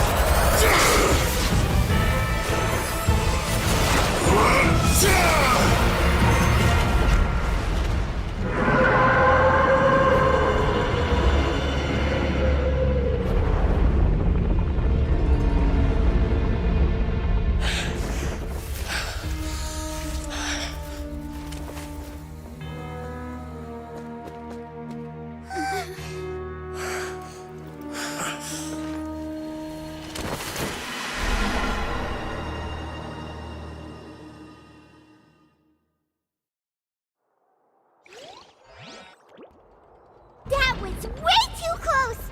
How did that thing just burst into the Opera House? Wait, was that the huge whale you saw in your dream?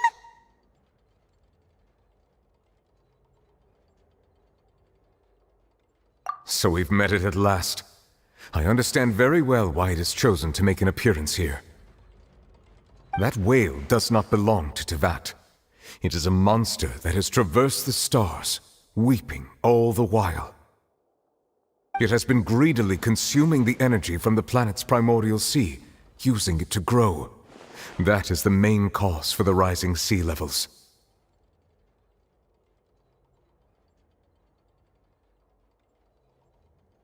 And once it has finished consuming all of the energy contained within the sea, its next step will be...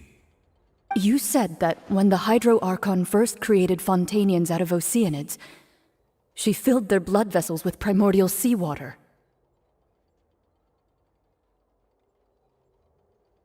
Precisely. That whale finds the blood of Fontainians nigh impossible to resist. Therefore, when it left the primordial sea, it decided to make its next stop a packed opera house full of food. Food in the form of Fontainians. We just barely managed to push it back, right? In that case, won't it come back to target the people again once it's managed to recover its strength? That is correct. Indeed, it is more accurate to say that we should thank that Harbinger for buying us some time. Without him, the whale would have likely come onto land far sooner. From the way he looked, he must have been fighting the creature for quite a long time. That battle maniac. We've always known that he had a special connection with that whale, but we definitely didn't expect it to help us out like this. Anyway, now that we know that this whale is the actual cause of the disaster recorded in the prophecy, all we need to do to stop the prophecy would be to find a way to beat it up, right? It is too late.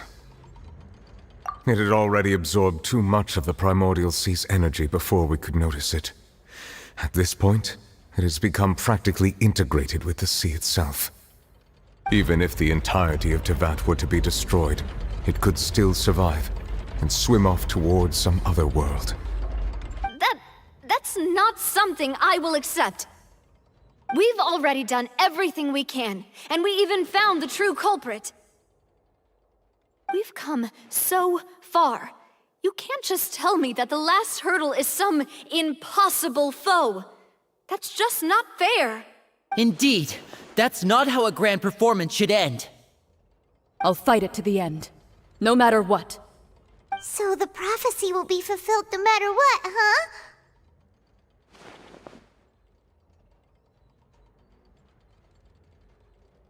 The prophecy. Yes, what has been prophesied will be fulfilled. You may view such things as the history of the future.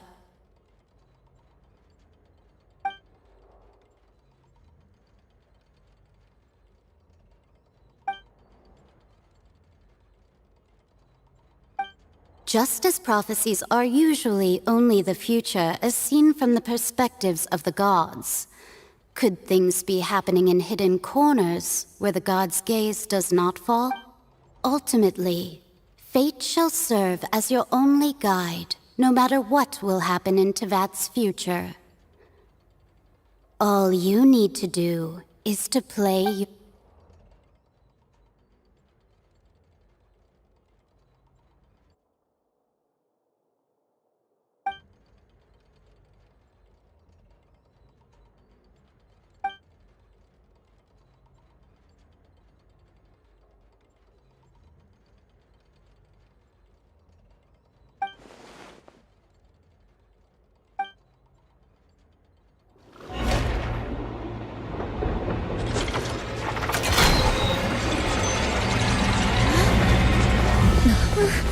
What's happening with the oratories? I believe it is preparing to carry out the death sentence.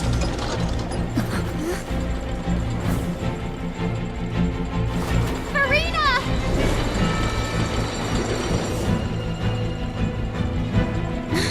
No, I still need answers.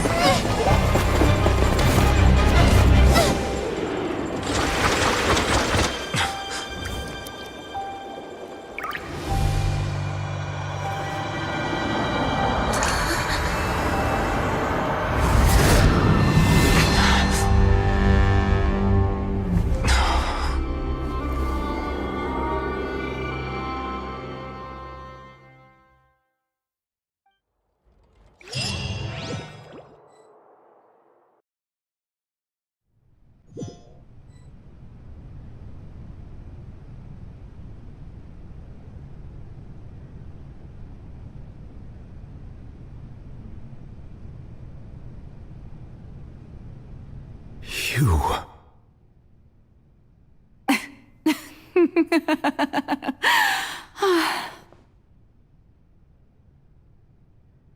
Sorry. That shocked expression on your face is just too amusing. I couldn't help myself. You are not Farina. Who are you? The sweet sound of bewilderment. Marvelous. A sure sign that my attempt to deceive everyone was a resounding success. But to answer your question, I am Focalor. You know, the god.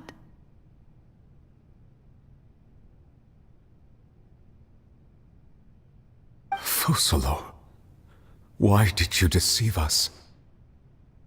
Oh, that wasn't my goal, of course. Goodness, no. But I had to fool everyone else too, if I was to stand any chance of deceiving the heavenly principles. Deceiving the heavenly principles? It's all because of that pernicious prophecy. Dreadful, wasn't it? Everyone doomed to dissolve. Fontaine condemned to be flooded. One was not amused. In fact, one was positively bemused when that problem was thrust upon me by my dearest predecessor. That's the former Hydro Archon Egeria, for the uninitiated. It hardly gets more disastrous than a preordained national catastrophe, now does it? She knew full well that the prophecy would surely come to pass.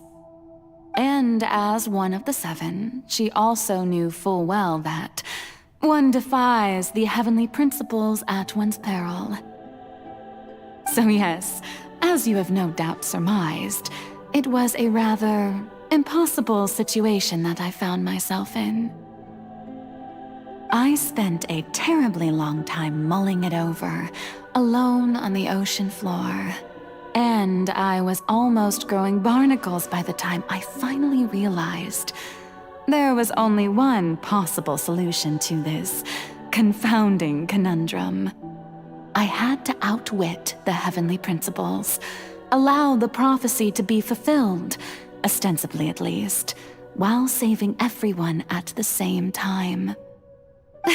I'm a genius, I know. I can only assume that's why Egeria chose me as her successor.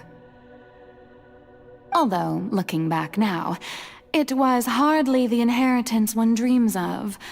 Between the task of saving the nation, the quotidian duties of the Hydro Archon, and not to mention the original sin of creating a new race of humans, I dare say she left me quite a colossal mess to clean up.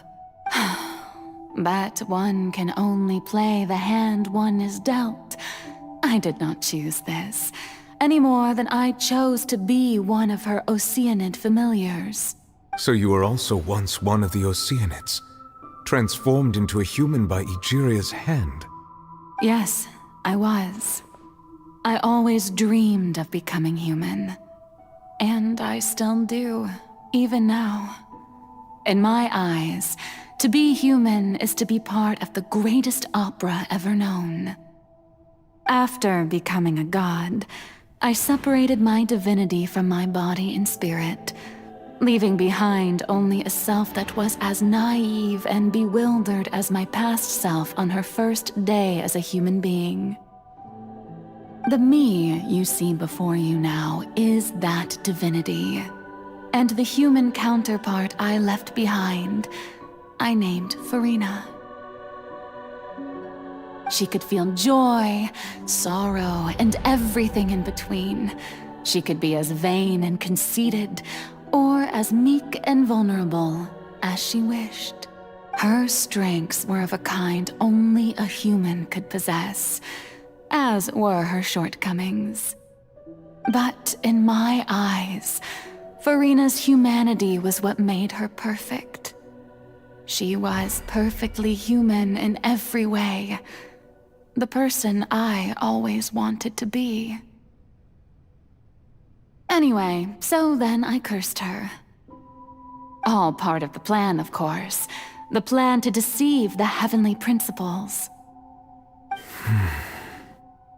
Do you still remember the final scene of the prophecy?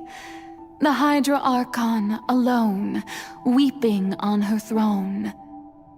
In order that the prophecy might appear fulfilled, I invited Farina to be an actress, to play the part of the Hydro Archon in the prophecy. Under the curse I placed on her, so long as I, Focalor's divinity, continued to exist, she could not die. But nor was she free to live her life in the pursuit of happiness. Instead, she was forced to take the stage in the opera house, to embrace the role of leading lady, to forever play the part of the god from the prophecy, all to create a deceitful appearance of that prophecy coming to pass. I suppose now you probably understand why your court is called the Opera Epiclese. But Farina is only human, isn't she? Even though she has had a long life, her mind is no stronger than that of any other ordinary human being. I cannot begin to fathom what she has had to endure. It must have been torture for her. It has indeed. And although she is, in a sense, me in human form, I most definitely owe her an apology for it. It's been 500 years, and all along, she's been playing her part in the most unimaginably long, unbearably lonely, and agonizingly painful opera of all time.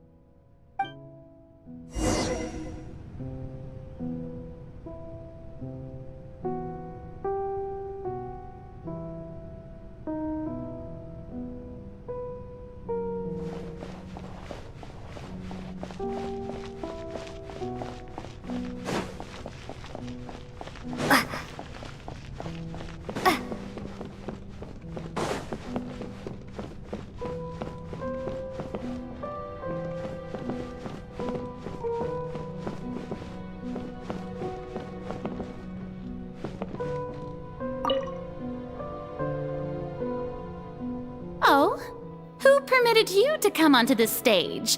Now, I understand your admiration for my august self, but I must ask you to keep to the rules. All right. It is not my intent to reprimand you. There is no need to state your name. Just be off with you. Do not distract me from my performance. Oh, do not jest. Can you not feel it? I am Focalor. The eyes of countless Fontainians are upon me. I must, at all times, display the utmost elegance and nobility.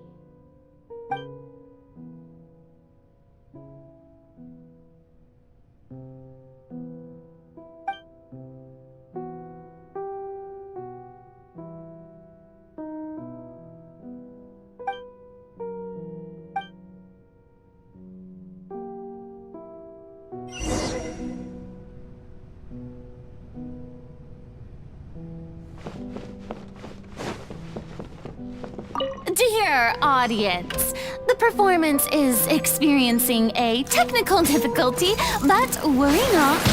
The guards shall resolve it soon enough. Looking for a fight? Dissipate! Fallen leaves, adorn my night! Ha!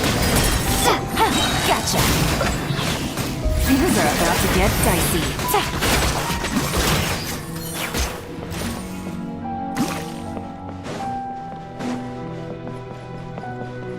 Hey, what gives? The audience is still watching me, you know. Guards? Wait, where are the guards? Guards!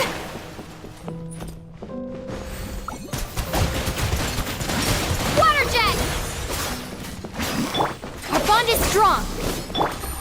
No, take it easy.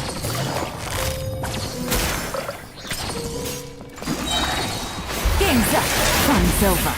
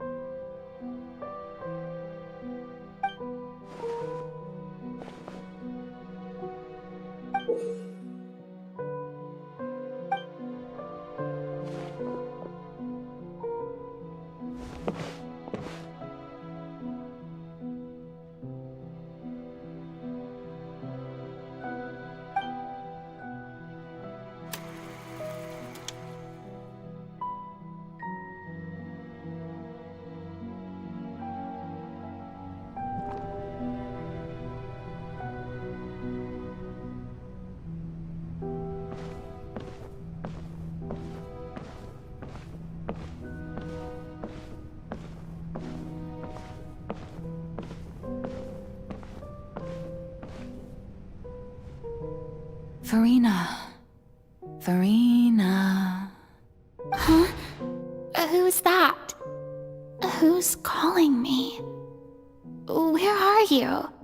Be not nervous. Be not afraid. I am before you. Wait a moment. You're mirror me?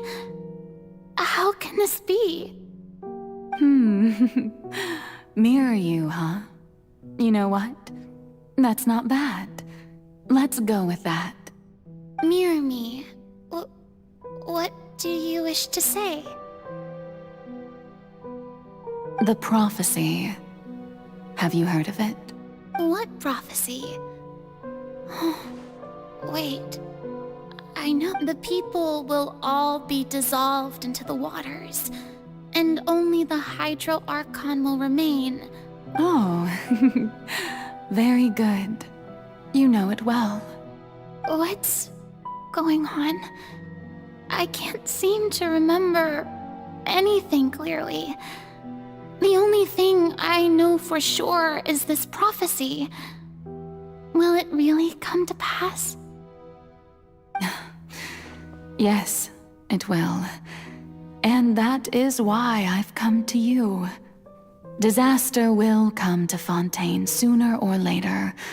Things will develop just as the prophecy declared. There is no escaping it. But doesn't that mean everyone will die? I'm a Fontainian just like them. Will I dissolve too?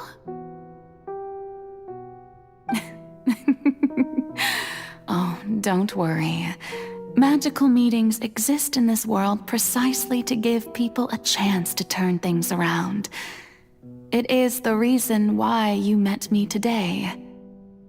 I will tell you how to save everyone, but you may have to suffer somewhat. Oh, so there's still hope after all.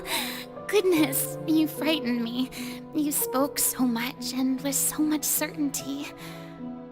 As for the suffering, well, I will admit that the first thing that came to mind was, why do I have to be the one to suffer? But if the prophecy will come true, I'll also die anyway, right?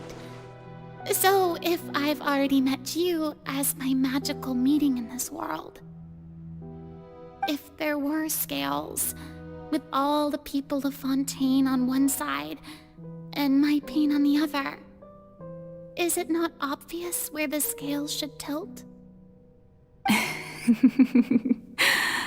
You truly are the perfect human, my ideal.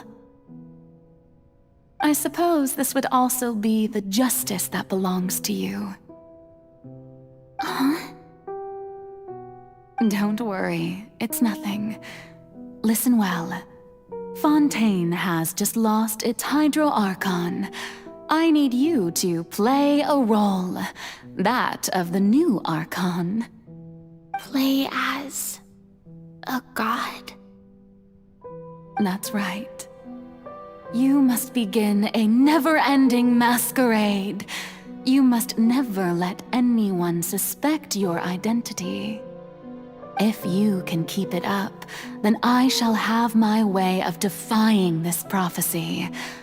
But should your identity be revealed, then all hope will be lost. But how will I do this? A human assuming the role of a god without being exposed. Don't worry. What you must do is not to turn yourself into a real god. You simply need to play the role of a god as humans imagine them to be. Being a human yourself, I'm sure you already know what such an entity would be like. Remember, your true challenge will not be pursuing divinity, but contending against humanity. I'm still not sure I understand, but I'll try. I'll try to do this. So, how long am I going to have to play this role? To accomplish this mission, you will have to stay on the stage for many, many years. You will endure and not grow old until your task ends. But I promise you, all will eventually end in a magnificent and dramatic trial, and everyone will be saved. A trial, huh? How exciting. I'll be looking forward to it.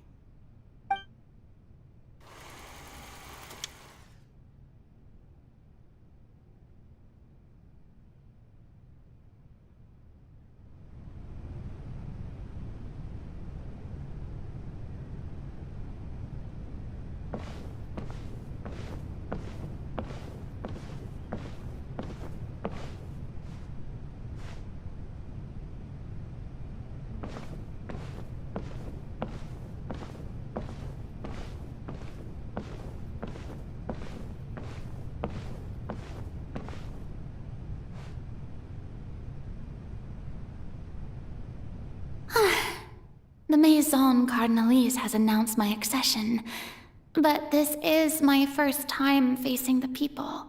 What should I say to most appear like a god? To be honest, I still don't know. Perhaps I should first try to act natural. Ladies and gentlemen, good evening, and welcome to the Opera Epiclese. I'm sure you've all heard about how I have taken on the role of Hydro Archon. Indeed, I am Verena de Fontaine, your new Archon. In truth, I know little about becoming a nation's new god, but it will be my honor to guide you all. As the god Focalor, the god of justice, I shall do all within my power to lead you into an age of fairness and justice. Once again, thank you all for coming. If you should have any questions or suggestions, please send them to the Maison Cardinalise. The future of Fontaine will require us to work together, after all. This should do it. I thought I might stammer, but thankfully, I was able to convey my thoughts just fine. Okay, and next. That's the new Hydro Archon. Is this some kind of joke by the Maison? I would have thought that a being that surpasses humanity would be a bit more assertive. Hey, did you hear that? She even told us to send her suggestions there at the end. Shouldn't gods be all-powerful? She's being so modest. What's the difference between her and an ordinary person, then? If you ask me, perhaps the succession didn't actually happen. She might just be a maison back puppet. Wait, what's going on? Why is everyone suspecting me of being a fake? Oh, this is bad. If I get exposed here, there'll be no saving the people from the prophecy. Right. Mirmi said that I just need to play the role of a god as humans imagine them to be. Calm down, Farina. Think. What do the people want? How would they, assertive, with a strong sense of presence, one who can dispel all doubt. That is the character I'm...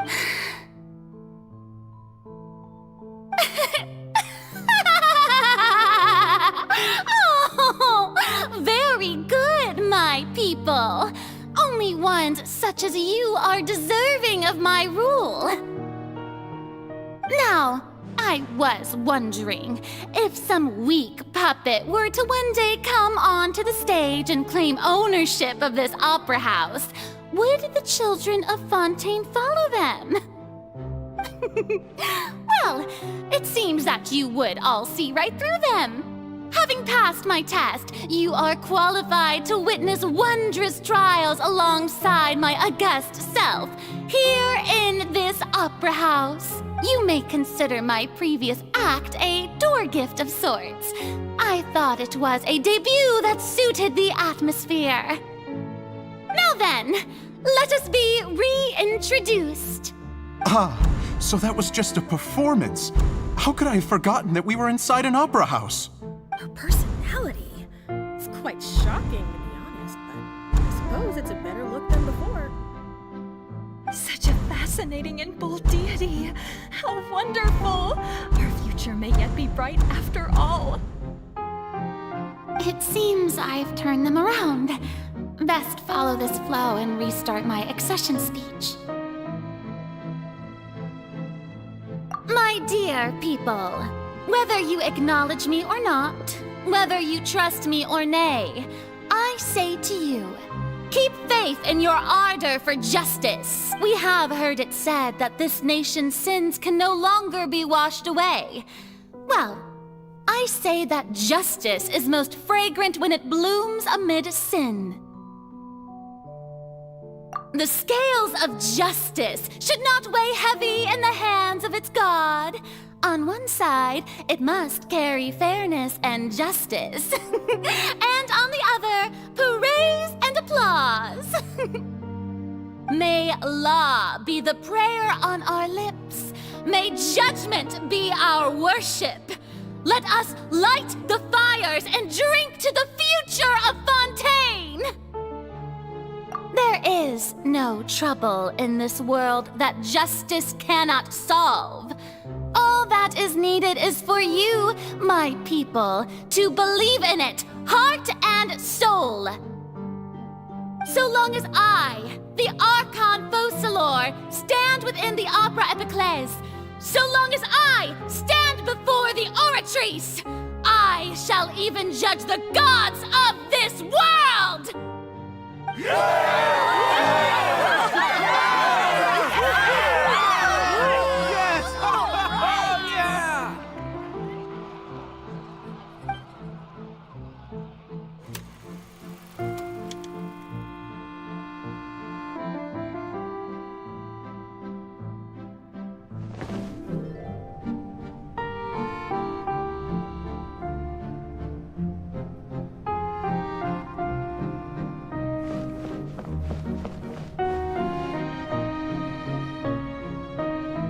Lady Farina, here are today's case reports, as well as a summary of the follow-up for your perusal.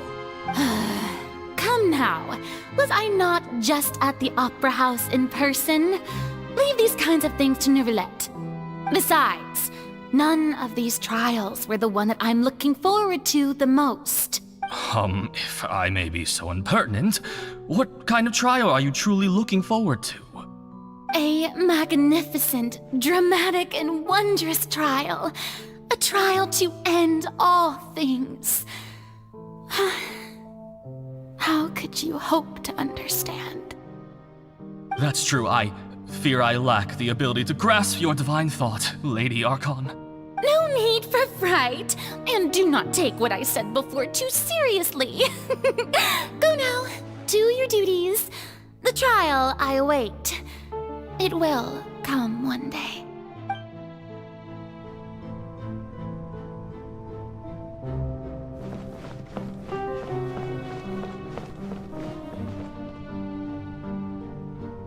Lady Farina, I don't know what to say. Thank you for agreeing to see me. No need to thank me. Or rather, thank your own sense of perseverance instead. Long have you stood in line to meet me, have you not? Oh, I'm afraid that's just an inevitable consequence of my divine charm. All right, Deoteria, is it? How is your son's illness? You remembered me, and you knew of my family too. He is doing much better now. In fact, he is far more of an ardent believer than I. He was the one who forced me to seek an audience with you, and to bring your words back to him. Oh, good. Very good. If this should happen again in the future, please do not hesitate to come and tell me. Going down to citizens' homes every so often, while not usual practice. Oh, you're such a gentle and wise god. Thank you once again.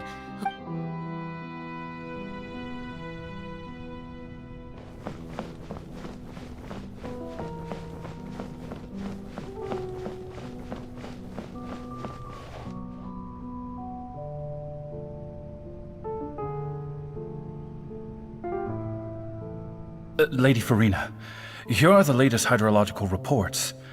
As for the specific parameters you asked to take note of, I'm afraid things still don't look good. I see. It's as I thought then. As your god, I did already expect this, but I wanted to see how far your human wisdom would allow you to analyze it. All manner of signs indicate that the prophecy will still come to pass. Forget it. That's not something you need to worry about right now. Well, as I understand it, the Fontaine Research Institute is also trying to find a way to counter the rising water levels. Really? Have they found anything? I'm afraid that they haven't found any effective solution thus far. Oh, is that so? Well, no wonder. This issue has reached the realm of the gods, after all. Still, their spirit is praiseworthy.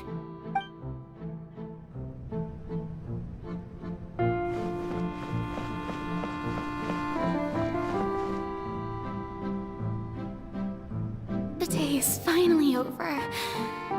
I haven't had a moment to breathe this whole time. But it's good to see that everything's getting on track. There are no longer any voices of suspicion. Maybe this is fine. I just need to keep going, and everyone will be saved. All right, Farina, don't think too hard about this. You need rest. Tomorrow's a new day.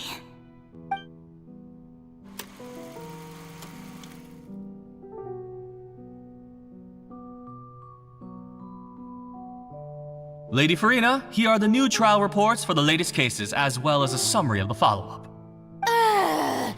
There'll be no need for that. I've seen them already. There's no need to go back over scenes I've witnessed in person before.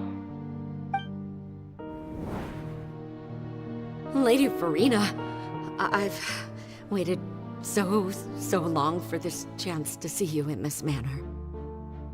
Indeed, my dear, loyal citizen. This joyous moment is an honor for us both.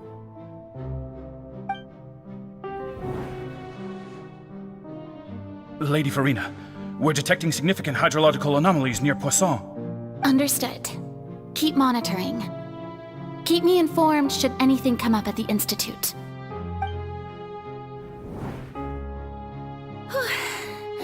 I don't think I let anything slip today. must show the people that there is nothing to worry about.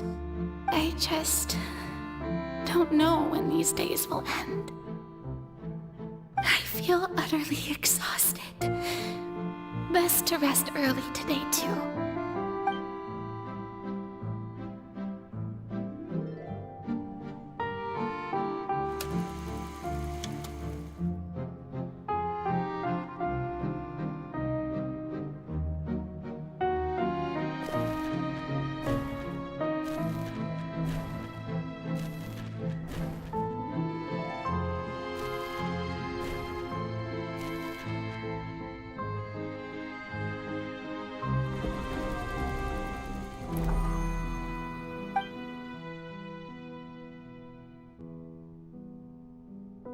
Lady Farina, it's like a dream being able to speak with you up close like this. I've heard that the first member of our family who was honored to receive an audience with you was Madame Deoteria, almost 20 generations ago. And what a fine family yours is indeed. It brings me great joy to meet such a faithful believer. A descendant of a line most ardent. Surely you exaggerate, Lady Farina. My lady? What is it, good citizen? Oh, are you crying?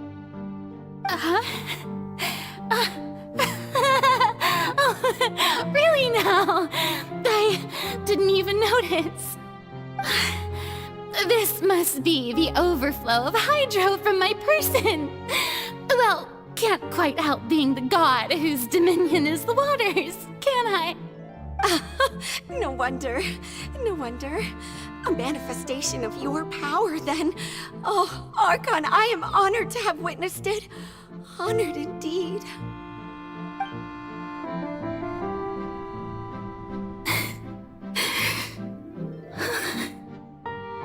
So interminable. So lonely. Just how much longer? Hundreds of years must have passed by now. Perhaps the show must go on for hundreds more. I never imagined that it would hurt so much. Have I reached my limit? No. Perhaps I reached it long ago. Today I didn't even notice my own tears. I want to tell someone, anyone, about this. But would that not destroy all I've done so far? I've conducted so many investigations across the centuries, but there's not even a sliver of hope that we might break the prophecy. All I can do is keep heart. I must maintain this act. It is the only way to save Fontaine. Please, mirror me. You have to succeed.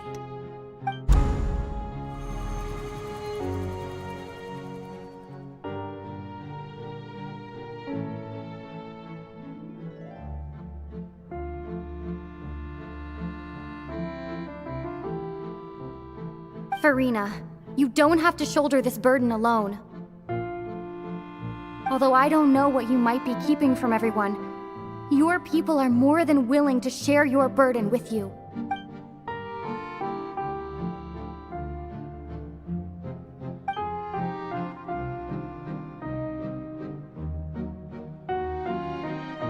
Share my burden. That's impossible. It was fated right from the start that this would be my duty alone. But even if your burden doesn't need to be shared, you can still choose to confide in someone. Just share it with me. I'm what you'd call a witness.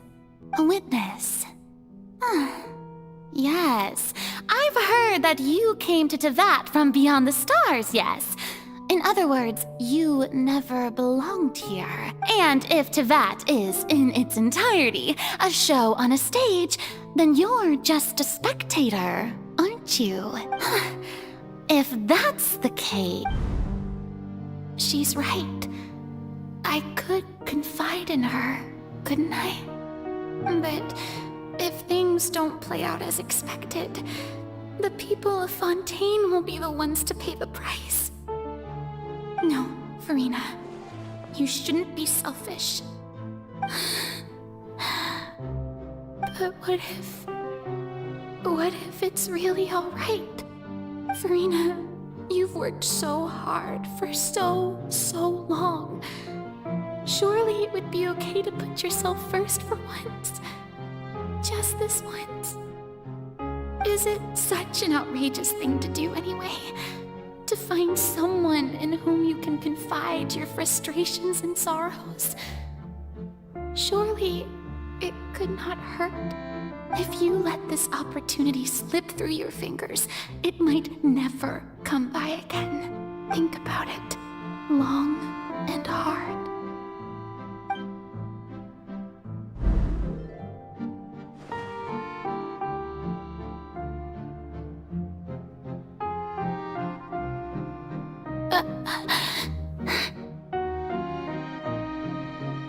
No, I have nothing to say. I am Farina, the Archon of Fontaine. Everything will surely get better. All you need to do, dear spectator, is to witness my performance until the curtains fall.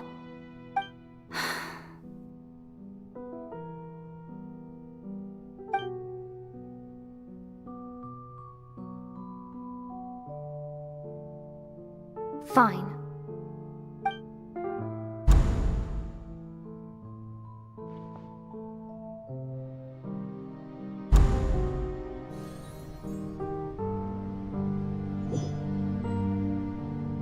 So even Farina doesn't know the truth? You've never once let her in on the full plan? Yes, it had to be done. To deceive the heavenly principles, you must first deceive yourself. She did very well. If she had let her resolve falter even once in these 5 centuries, Fontaine would have been doomed to the most tragic fate. It seems that trusting humanity was the right decision after all. I believe that I understand how your deception works, but that is only half the truth, is it not? How would you build on this foundation to save the people of Fontaine? That is the most important thing. Ah, good. Of course, the Iudex of Fontaine has pinpointed the crux of the issue. I'm sure you've long sensed that the Oratrice is no simple machine, yes? I've always suspected that it had its own consciousness. And Lenny did mention that he heard a human voice within the core chamber. It now seems that that person was you, hidden within the machine all along. Am I right? And then I became one with the Oratrice, taking Fontaine's gnosis with me. Yes, it would seem so, wouldn't it? Alas, your understanding of this device still lacks sufficient depth. In truth, it is no enactor of justice. It is, in fact, a device created to kill the god of justice. Beg your pardon? Oh, you have it. And to be more precise, not only will the Oratrice take down the god of justice, it will also take down the divine throne upon which she has been placed. I mean, did you think I would be the sort to enjoy peaceful repose while Farina suffered? My work over these last 500 years has been to constantly accumulate indemnitium within the Oratrice. But really, some have already discovered that only a small fraction of the energy generated by the device was ever used to provide power to Fontaine. The vast majority had to be, accumulated to enact this death sentence. It was all a part of your plan, then? Both the trial and the sentence? Indeed. This power, accrued over 5 centuries, could have sustained Fontainians for millennia had it only been used for that purpose. Almost all of it has now been stored within the oratories. But only power of this magnitude could hope to destroy the Hydro Archon's divine throne, shaking the rules established by Celestia, and breaking through the institution that is the Seven. So the Oratrice's call for death was for neither Furina nor Focalor, but for the Hydro Archon. The destruction of that divine throne.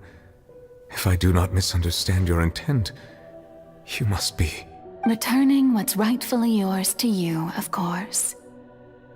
In other words, this was all done to return the authority of the Hydro Archon to the Hydro Dragon of this planet.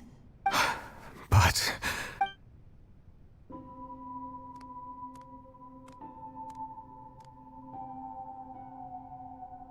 Oh, what? Getting sad again, are we? The authority of the ancient dragons shall soon be yours once more, O Hydro Dragon Sovereign. And this is the face you make. all you've done throughout the years is just so you can sacrifice yourself at the very end. I've never quite seen it that way, you know. Even now, I'm quite pleased at how well my deception worked.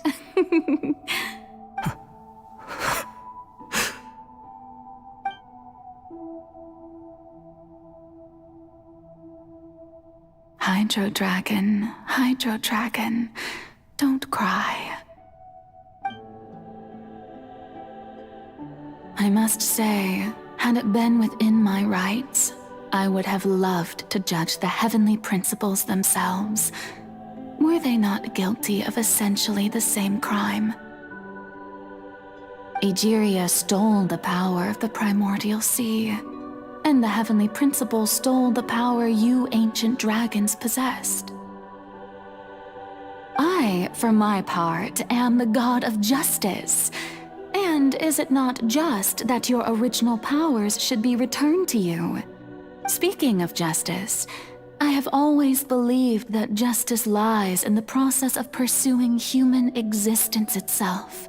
So, if the theft of the primordial sea's might was Fontaine's original sin, then, leaving matters of procedural right and wrong aside, the descent of the Fontainians as humans and their right to exist in this world would be Fontaine's original justice. In other words, existence was Egeria's justice, and to me, justice is the continuation of that existence, defying the prophecy and ensuring that Fontaine's people shall live on.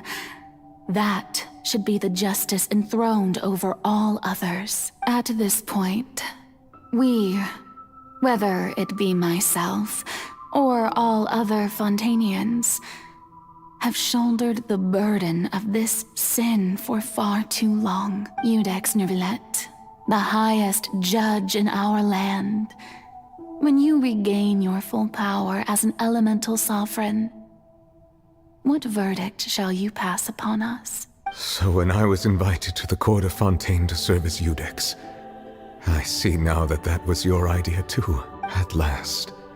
I now understand the true purpose behind this position. In the beginning, I was uninterested in human existence. But these 5 centuries of living alongside them have gradually brought about mutual understanding between us. And I have even attempted to feel as they feel. You are a devious one, Focalor. Things being as they are, surely you know that I could never declare them to be guilty.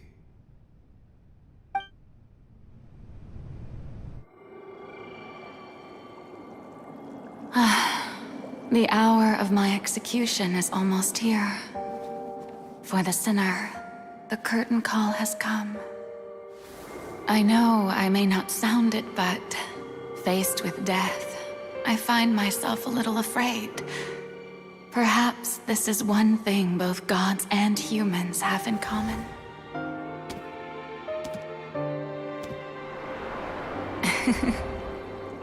Farewell, Nervalette.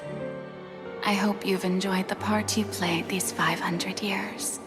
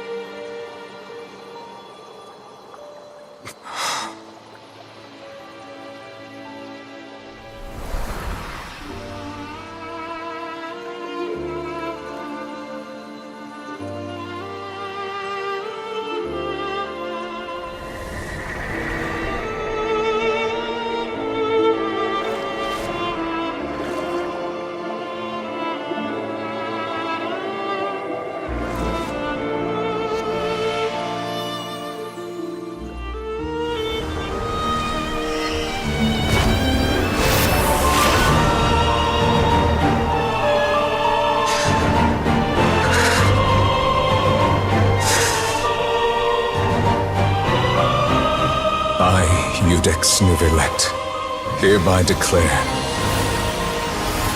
people of Fontaine, your sins are forgiven.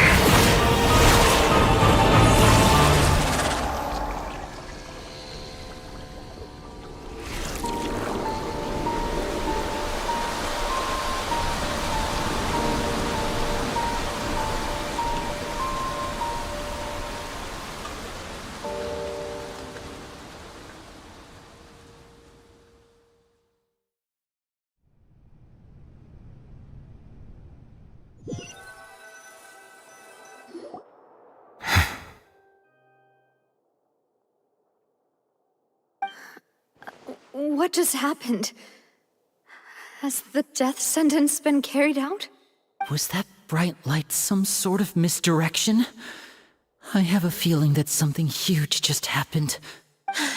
But since we're all still alive and haven't been dissolved, I assume whatever happened was good for us. It's time to end this. We must mete out punishment to that beast. Didn't you say just a moment ago that it can't be defeated? I have gained the strength sufficient to deal with it. Through certain means, I now have the ability to separate the power of the Primordial Sea from that creature. We should seize the opportunity to pursue our quarry. Traveler, now that the oratories can no longer function, I require an executor to help me mete out justice.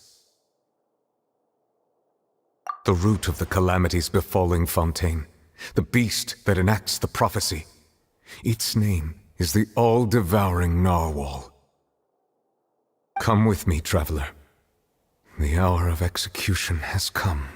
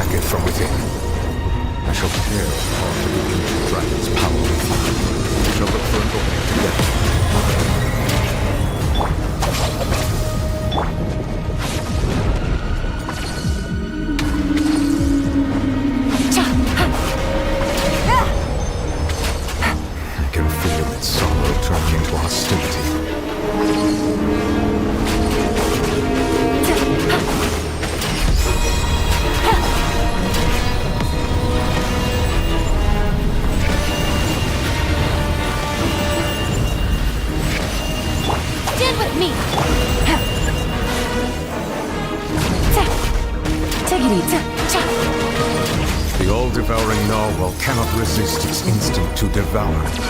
Continue to trigger its hostility. Chance will present itself.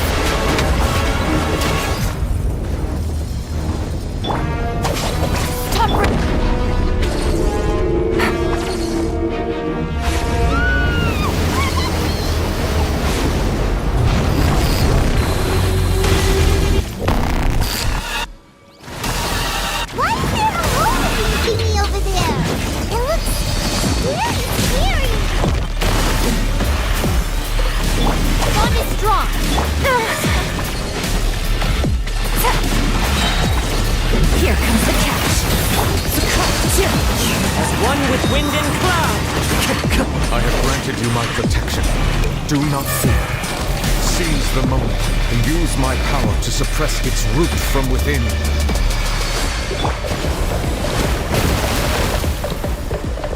Stand with me.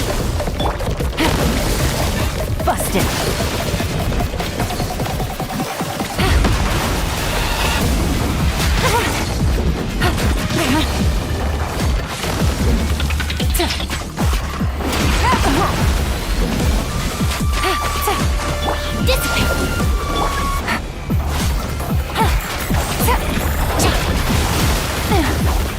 Take it easy.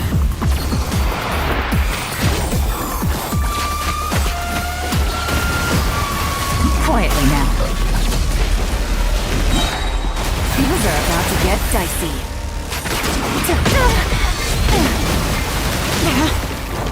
Our bond is strong. Wind strike. Clouds high. The birds call.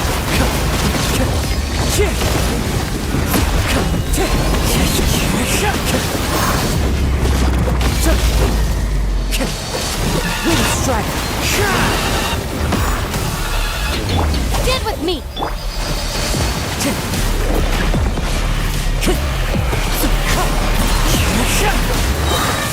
Fallen leaves, adorn my night!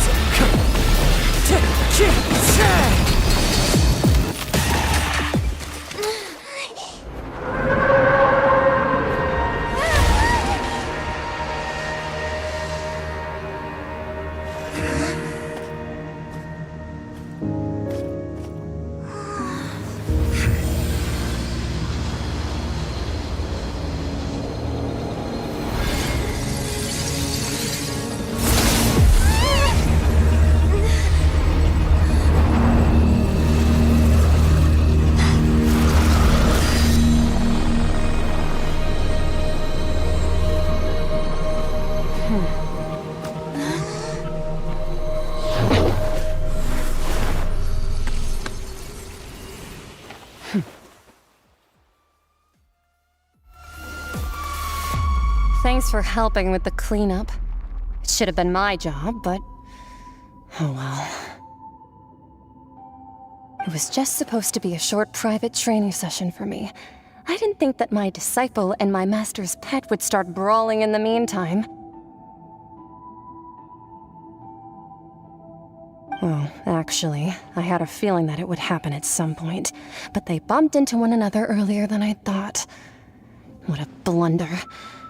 I suppose I'll have to swing my sword 3 million times as penance. That power. Who are you exactly? Paimon has an idea. From what she said earlier, she must be Child's master. Skirk, right? It's just that he gave us the impression that she was the less talkative person. I simply did not have anything to say to the weak. But you, on the other hand, managed to defeat the all-devouring narwhal without using power from beyond this world. So you may speak to me as equals. I have to agree. It's a strange use of a planet's primordial waters just to raise an all-devouring narwhal. That kind of power is wasted on it. It's not cooperative. It eats too much. And I have more important things to do with my time than pet sitting. The only thing that creature has going for it is its looks. All in all, it fails as a pet. Miss Skirk, I think you might have missed the point. The point being? Well, being that this pet almost destroyed an entire nation. So what sort of person is your master? Well, child's master's master. Wait, is that right? Oh, right. So you don't know him. Sorry, I assumed you did. His name is Sertologi. Huh? I am unfamiliar with that name. Huh. So Master isn't sufficiently famous. How should I describe him then? Have you heard of the name The Fowl? The Fowl? Still nothing? Well, how about the Visionary? Vetterfulnir then? Or Gold Rhindaughter? Ooh, that one we've heard! Rhindaughter's part of the Hexen Circle. She's Albedo's mom, right? Oh, so you do know that name. To be honest, I also heard all of those names and titles from my master. I don't actually know them either. But I suppose you understand now, yes? My master is likely a similar sort to Rhindaughter. They are both pursuing some form of perfection. Wait! Didn't you also mention a visionary person? Paimon didn't quite catch their name. Actually, never mind that. I believe it expedient to inform you that the all-devouring narwhal used up nearly all its strength fighting you.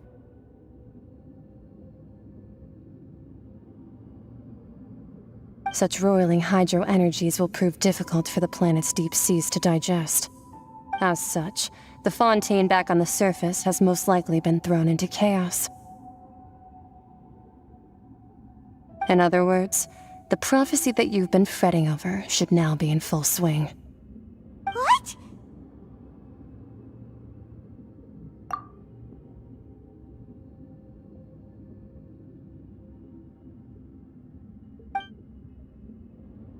Not to worry.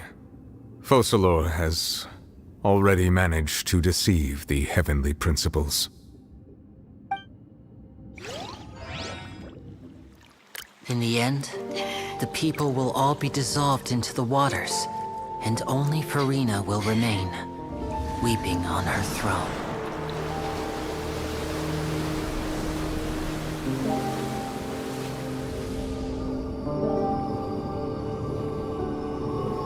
Only then will the sins of the people of Fontaine be washed away.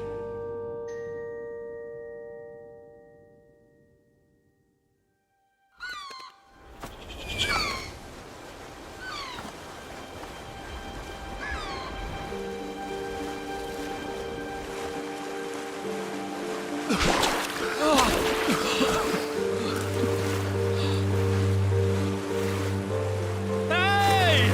Help! Over here!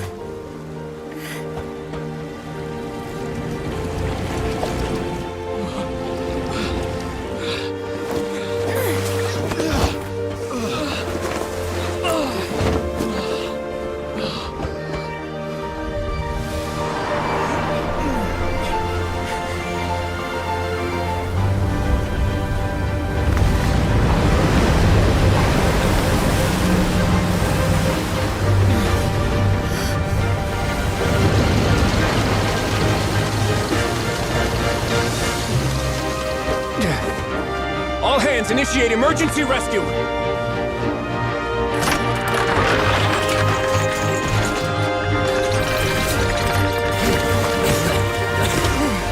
Hurry!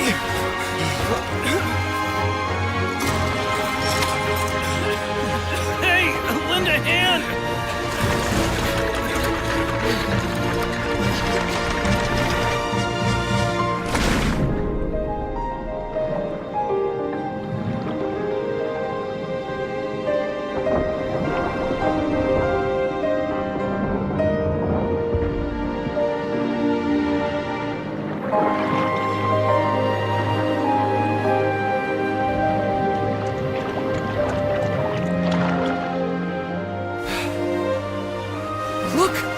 water's receding!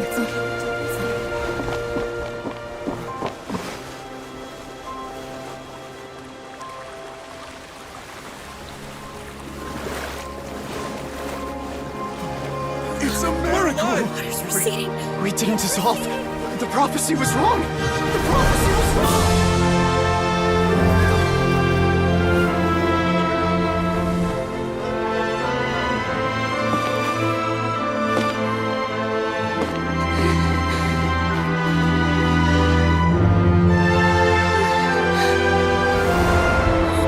Are you alright? We're safe. The prophecy was wrong.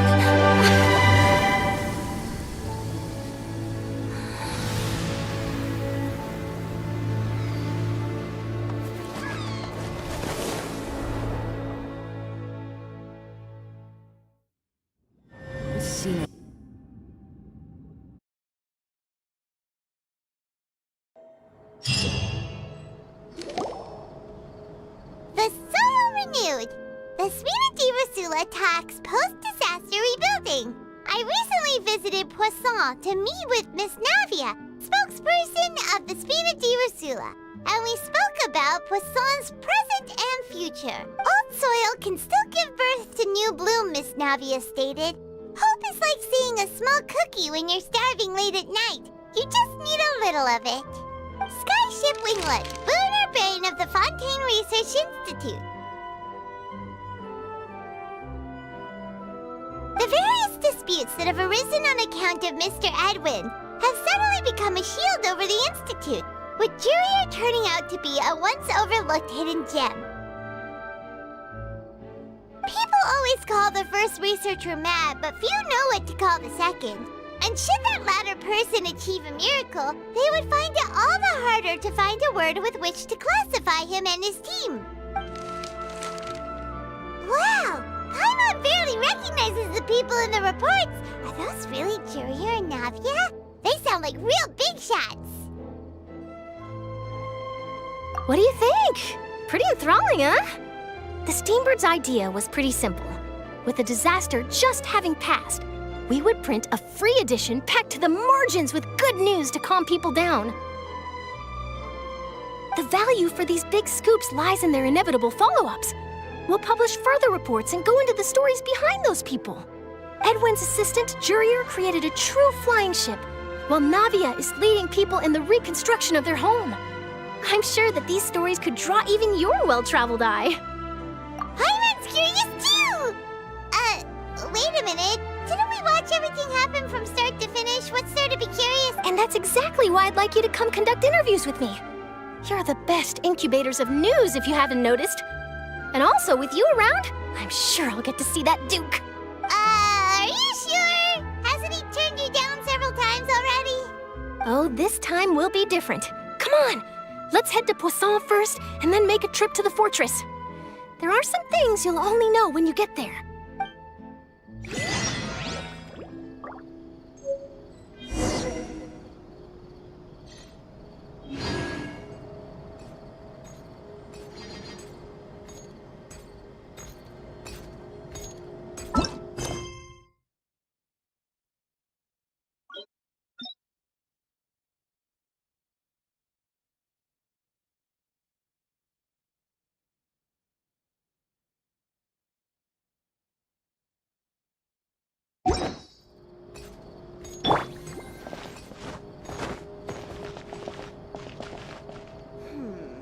Do we have anyone doing maintenance on this, statue?